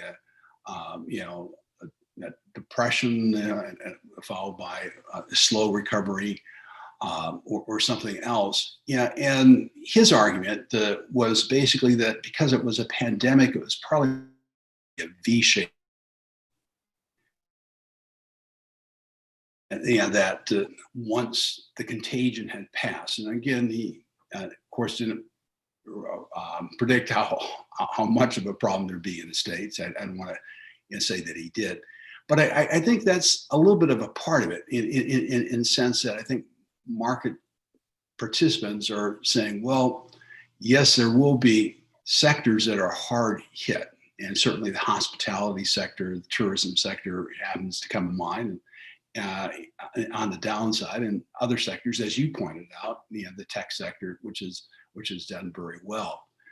So I think part of it is that there's just the natural positioning of investors trying to anticipate the next price move, and that causes a little bit of a disconnect between what's happening in financial markets as well as what's happening in the real economy. Okay. Thanks. So let me open it up for questions from the floor. So if any participant would like to ask a question, you can unmute and, put your question. You can ask the question directly to Bob.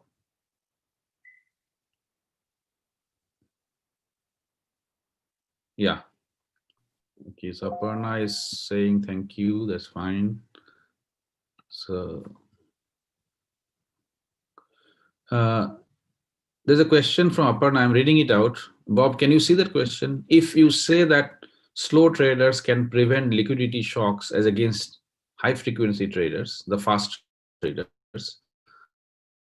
how do you explain the liquidity crisis in September 2019?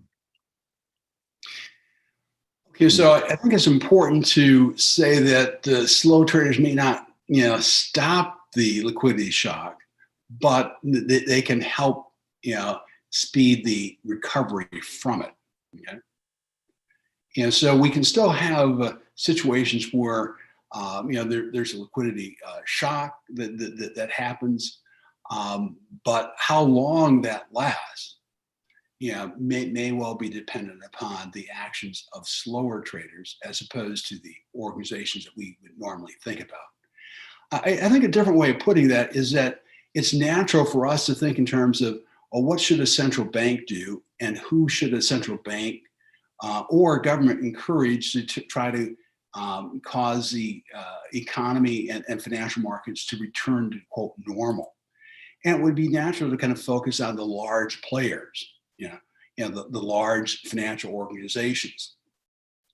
But it seems to be the case that oftentimes, during certain financial crises at least, those large players aren't there. Okay? And instead, it's the slower traders who are, by their very nature, far less well capitalized, who, through their actions, are able to kind of turn things around. There is a clarificatory question from Narahari is, what are those toxic orders? I mean, how do you identify toxic orders? So toxic orders would be orders that the market makers, don't really want to kind of process. Okay? Now, this whole idea of order flow toxicity and its predictability, kind of goes back to this kind of studies by Easley and O'Hara. Okay, and so as a former trader, I have some real problems with that for the reasons I mentioned during my talk, and that is that if this order flow toxicity can be, if toxic order flow can be predicted, which is what Easley and O'Hara and Lopez de Prado argue, and if it can be predicted hours, if not days in advance, which is also a strange kind of contention on their part, then again, that suggests that there are huge unexploited profit opportunities. Okay? But I would encourage people to take a look at the papers by Easley, O'Hara, and Lopez de Prado in terms of their exact interpretation of toxic order flow, as well.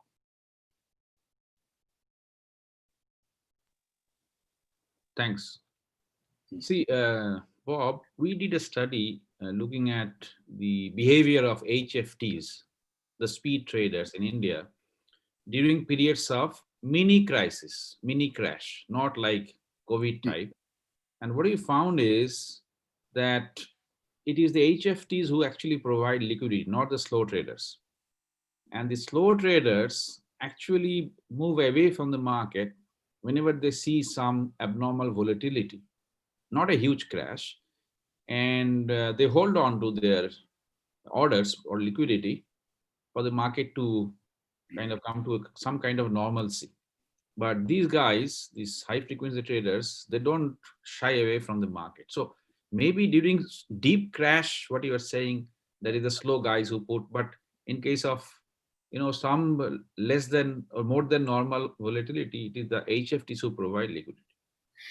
Yeah, I'm glad you raised that point because I don't want to give the wrong impression. I think most of the time, high frequency traders are providing liquidity to the marketplace. Most of the evidence in the academic literature suggests that high frequency trading adds liquidity without adding volatility. And so high frequency trading is a good thing. The real question is does that apply only during tranquil markets, or does it also apply during turbulent markets? And the point that you just made is maybe how much turbulence is too much. And I think you're correct there. That we could have a fair amount of turbulence that could deter slow traders, and high frequency traders continue to provide liquidity. The other point is that when we look at slow traders, the fact that some slow traders, will add liquidity, will have the risk appetite, doesn't mean that all do. I would say that the vast bulk of retail traders in the States were scared, not surprisingly, during late February and March. And so it's a little bit like the example of October 1987, where the locals on the floor were were providing liquidity, but probably not the man on the street in Chicago, so to speak, would not be. Okay, so a subsection of slow traders would be the ones with the risk appetite, to buy during periods of market sell-offs, etc. Yeah, so I just have a last question from my side. It's a follow-up. Okay. So how do you, in the US, do you get data from the market with a flag that, no, this is the high frequency guy, or you use some proxy to identify HFT order or HFT trades? Almost invariably, you have to use a proxy. The data exists, okay? And so several years ago, Andrei Kirilenko was chief economist at the U.S. Commodity Futures Trading Commission. Matthew Barron at Princeton and Jonathan Brogard of Washington State University had conducted a study on the profitability of high-frequency traders. Now, the data that they had was CME data that's not available to the public, which identified, basically trader ID data.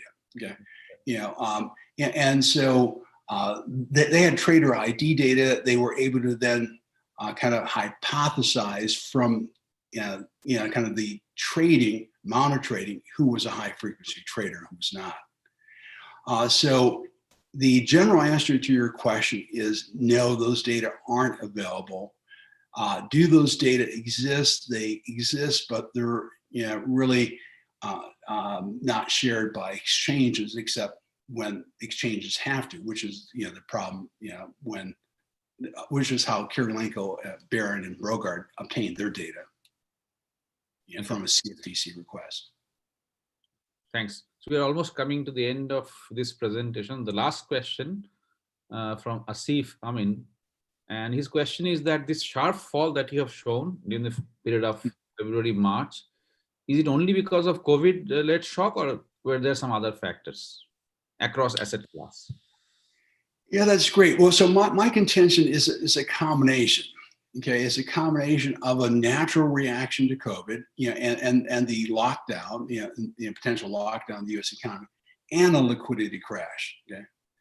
And so when we look at flash crashes like what happened, on 6th of May 2010, or the flash crash in yields, flash rally in bond prices on 15 October 2014 in the Treasury market, then you have a very short period of time, of a matter of minutes, and you can say this is just a liquidity crash. What we looked at in February and March is a combination of a liquidity crash and a natural reaction to dimming economic prospects. And I think you see it most clearly in some of the corporate bonds. Think in terms of the example that I gave a moment ago in terms of the Apple bond, or the Disney bond, like here. And so is Disney really going to go under? Probably not. Okay, and so this is again a period of potential economic recession being faced, but should bond prices decline as much as they did, or Apple is the largest company in the world, or one of the largest companies in the world, really going to default on its bonds? Probably not. And so there you have a combination, a liquidity crash, as well as reaction to deteriorating economy. Right. So I think my colleague at India Finance Association, Ashok, is there. Ashok, over to you for the final words for this session. Let me check. Okay. So then there is one more question, Bob. This last question is on the screen, where this is from Aparna, who says that, do you think that traders may not participate during crashes that we were discussing because of some other reason? And she says it is because of internal risk management limits or regulatory limits. According to a Fed study, this is why many banks did not increase their lending in spite of money market rates spiking up in September 2019. I think that's a good point. Yes, I think that if you're a trader working for a large organization, you may suddenly find that your trading line has been diminished. Okay, so you as a trader might say now's the time to buy, but your organization might limit what you can do. Okay, so that could also be a factor as well. Okay. So thank you, Bob. I know it's very early in the day for you, and but we really enjoyed your presentation and your response to several questions. We also faced similar behavior in our Indian market in the month of February, March, and then rally. We saw a rally. Even now, the market is having a very strong rally. We saw some IPOs in India during the COVID times, where the total volume is like 2016 level volume. So it is a much pre-COVID volume. So something is going on the market. People are bullish on the stock market, whereas there are gloom in other sectors. So that's the worry many public policymakers have, that is the market behaving in a different way. But anyway, I think it was a great presentation. We really enjoyed. Thank you very much for spending your time with us. Well, thank you for inviting me. I certainly enjoyed delivering it and enjoyed receiving and answering the questions as well. Thanks. So friends, with this, we end this technical session, and we'll have a small break. After that, the valedictory session, where there's a speaker from National Stock Exchange who is going to talk about the issues we are discussing, that why the market is behaving in the way it is behaving, how the stock market is affected. So we have an expert from NSE, and then some concluding remarks from us. That will happen. It's around 6:42 now. So we will take about 8 minutes break and come back at 6:50. Let me check whether the speaker is already there. And yes, sir. Yes, sir. The speaker, Mr. Ravi Varanasi, is online. Okay, fine. So we can therefore start a little early also. Sure, sir. A couple of minutes. Okay, thank you, Bob. But if you want to listen, you are most welcome to stay, right? But it's up to you. Okay. Thank you very much. Thanks. Thank you, sir. Thank you so much.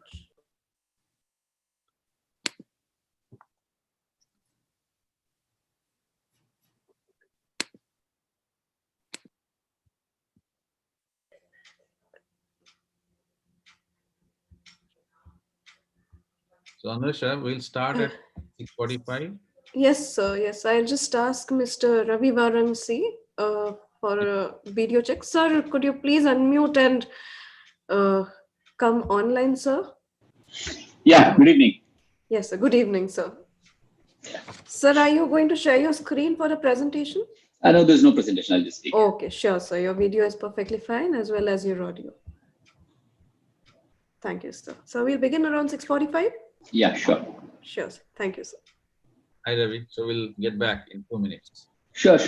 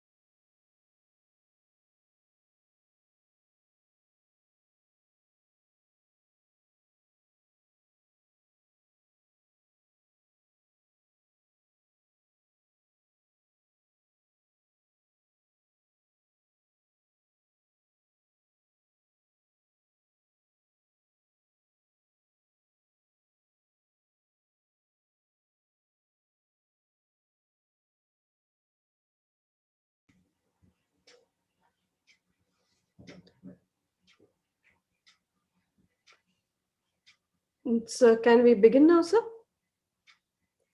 Yeah, you can Sure. start. No problem. Okay, thank you, sir. Good evening. So here we are for the last session of this evening. The Center for Capital Markets and Risk Management of IIM Bangalore, in association with the National Stock Exchange of India's Investor Protection Fund Trust, launched the platform for investor education on 14th August 2020, which is a product-neutral platform that aims to enhance financial literacy and enable investors in volatile times. The Center for Capital Markets and Risk Management has been a collaborator in organizing the Finance Day celebrations of 2020. And our speaker for the last session is Mr. Ravi Varanasi, the Chief Business Development Officer of the National Stock Exchange of India. Mr. Ravi Varanasi is an experienced professional in the field of financial markets and has been associated with the National Stock Exchange of India for more than 25 years now. We welcome you, sir. Thank you, Mr. Ravi Nisha. Varanasi will be speaking on securities market under the impact of the global pandemic. Thank you, sir. Thank you, Anvesha. Good evening, ladies and gentlemen. My thanks to Indian Finance Association for inviting me to this India Finance Conference 2020. I'm sure you have benefited from the discussion so far on a variety of important topics. In fact, I'm joined towards halfway through Professor Robert Webb's presentation. It was an interesting presentation. Obviously, lots of questions around the market microstructure and how the market microstructure is getting impacted by the presence or absence of so-called HFT. Is a day-to-day issue for us. So it's quite interesting. So we are living through unprecedented times. Live economic activity, businesses, and everything we consider normal has been completely upended. Demand has slumped across businesses and supply chains have been disrupted with severe lockdowns across the globe. The unwinding is slow and sporadic with continued infections in some parts of the world and second wave in others. We finally seem to be on the cusp of return to normalcy with different vaccine candidates receiving approvals in some parts of the world. And in others, we hope those approvals will happen in the near future. Hopefully, we should see the vaccine rollout over the next couple of months and will cover 7.5 billion people across the globe, hopefully in 2021. Governments across the world have intervened vigorously to keep the economies and businesses going.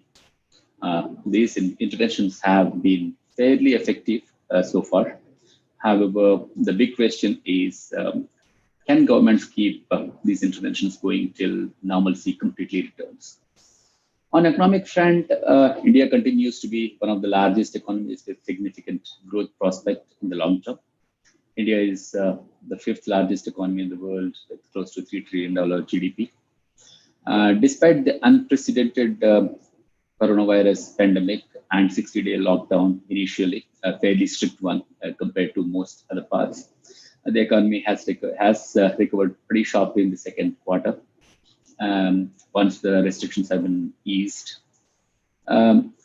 There have been multiple institutions, including both RBI as well as international institutions, including IMF, are projecting a significant turnaround for Indian GDP growth, anywhere between 8 to 10% in the financial year 22. And India is predicted to be one of the fastest growing economies in 2022. So essentially, we seem to be really doing reasonably. Hopefully, we'll do reasonably well as we go forward. The government has initiated several measures to achieve higher growth in the near term. India has utilized coronavirus crisis to bring in changes that would have long-term impact. The production-linked incentive scheme could result in a significant improvement across sectors as diverse as pharmaceuticals, automobiles, telecom, and food products. The government has come out with transformative measures in the giant agriculture sector. making it market friendly, globally competitive, and raise the long-term growth trajectory. There are significant expectations from the agricultural market reforms which government has announced. The implementation hopefully will happen in the near future. Obviously, there are some level of issues which have come up, but these set of changes which the government has brought in will transform the agricultural market for agricultural produce and will build a fairly competitive, internationally competitive supply chain right from the farm gate to the markets. So there is a lot which is riding on these reforms as we go forward. Ease of doing business ranking improved, driving FDI. There is a consistent improvement in ease of doing business index. 8 out of 10 indicators have witnessed improvement over the last 5 years. The reason why India has been a destination for international capital, such as favorable demographics, etc., remain as is. I mean, there's not much of a change in that. The basic premise remains and will continue to be relevant in the post-pandemic period. The demographic advantage of India continues with over 50% of Indians below 35 years of age. This significant demographic dividend is visible in young, educated, and growing population that would help to sustain economic growth in the long term. The growing middle class income population would help to grow total consumption demand in the medium term. Once these agricultural reforms also start delivering, the rural as well as the farm income doubling, which the government is looking at doubling the farm income by 2022. Those also should help in pushing the demand up. Huge infusion of liquidity and other measures have kept the markets going in these troubled times. When the lockdown was introduced, both the government and regulators declared capital markets as an essential service. So we were able to run the markets and by ensuring that relevant people are in the offices, and we could run the entire marketplace without any interruption. The regulator has also facilitated trading from home for our broker dealers by relaxing some of the norms around trading activity. Our broking firms have adopted to the new normal by enthusiastically going digital to keep the markets going. We've seen a huge ramp up of volumes in cash equity markets during this period. During the lockdown period, our volumes have gone up by over 45% to about $7.5 billion on a daily average basis. This is almost close to doubling compared to what we were doing just about a couple of years back. We've added the other important aspect is we've added close to 30 lakh new investors in the last 8 months period. These are completely new to the market. India is an identity market as against other international markets. So any investor who's investing has to register with the exchange first, by giving the PAN number. So we know the investor additions. So that's been, India has always been a retail market, and that has been our strength. India retail, non-institutional, non-proprietary, let's not call retail in the sense of retail. It includes HNIs and other investors also. But non-institutional, non-proprietary traders, if you exclude those two variety, the rest of the retail with HNI used to contribute about 50% just before the lockdown.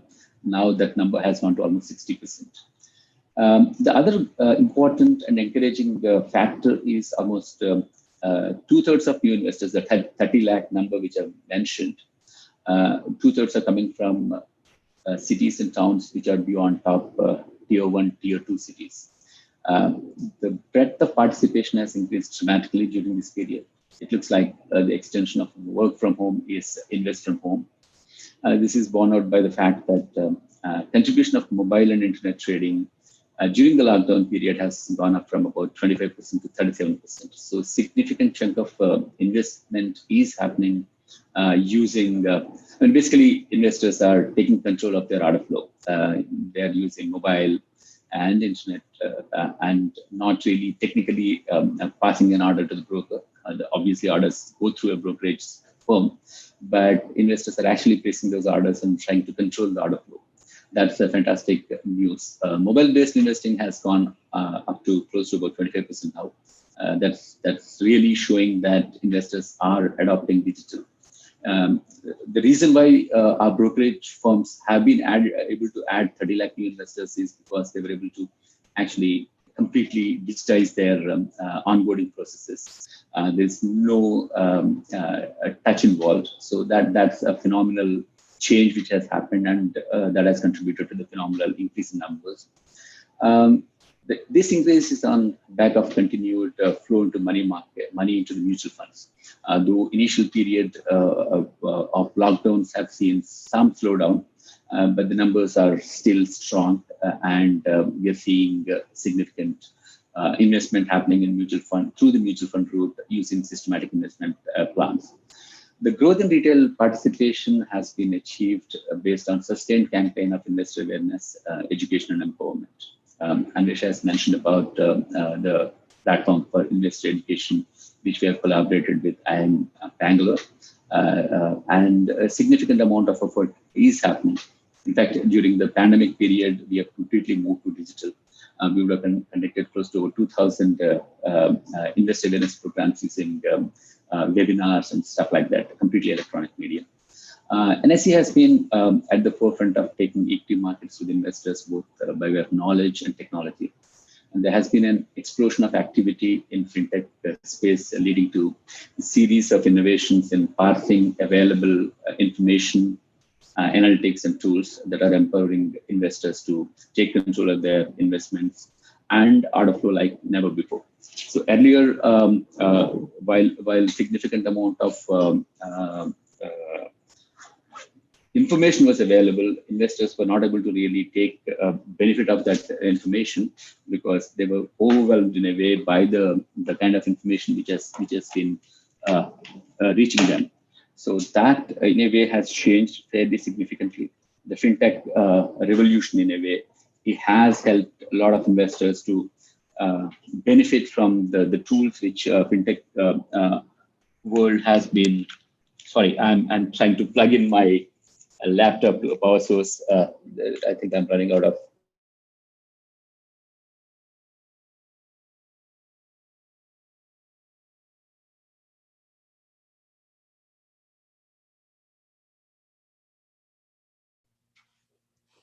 I believe his network, we lost his network connectivity.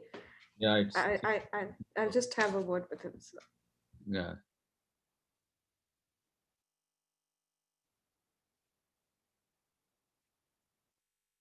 That's a challenge for the participants as well.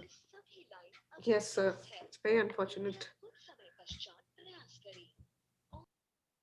But while he comes back, let me tell the participants that there's a serious concern in India about the trading volume. So as you know, typically we measure stock turnover ratio to show the extent of trading that happens on stocks. India in 2004 was having a stock turnover ratio in percentage terms about 200%. That means twice the turnover as a percentage of the market cap. That number has gone down and significantly post 2004. And one of the reasons that is ascribed to this fall is the STT, the Securities Transaction Tax, which was started in 2004.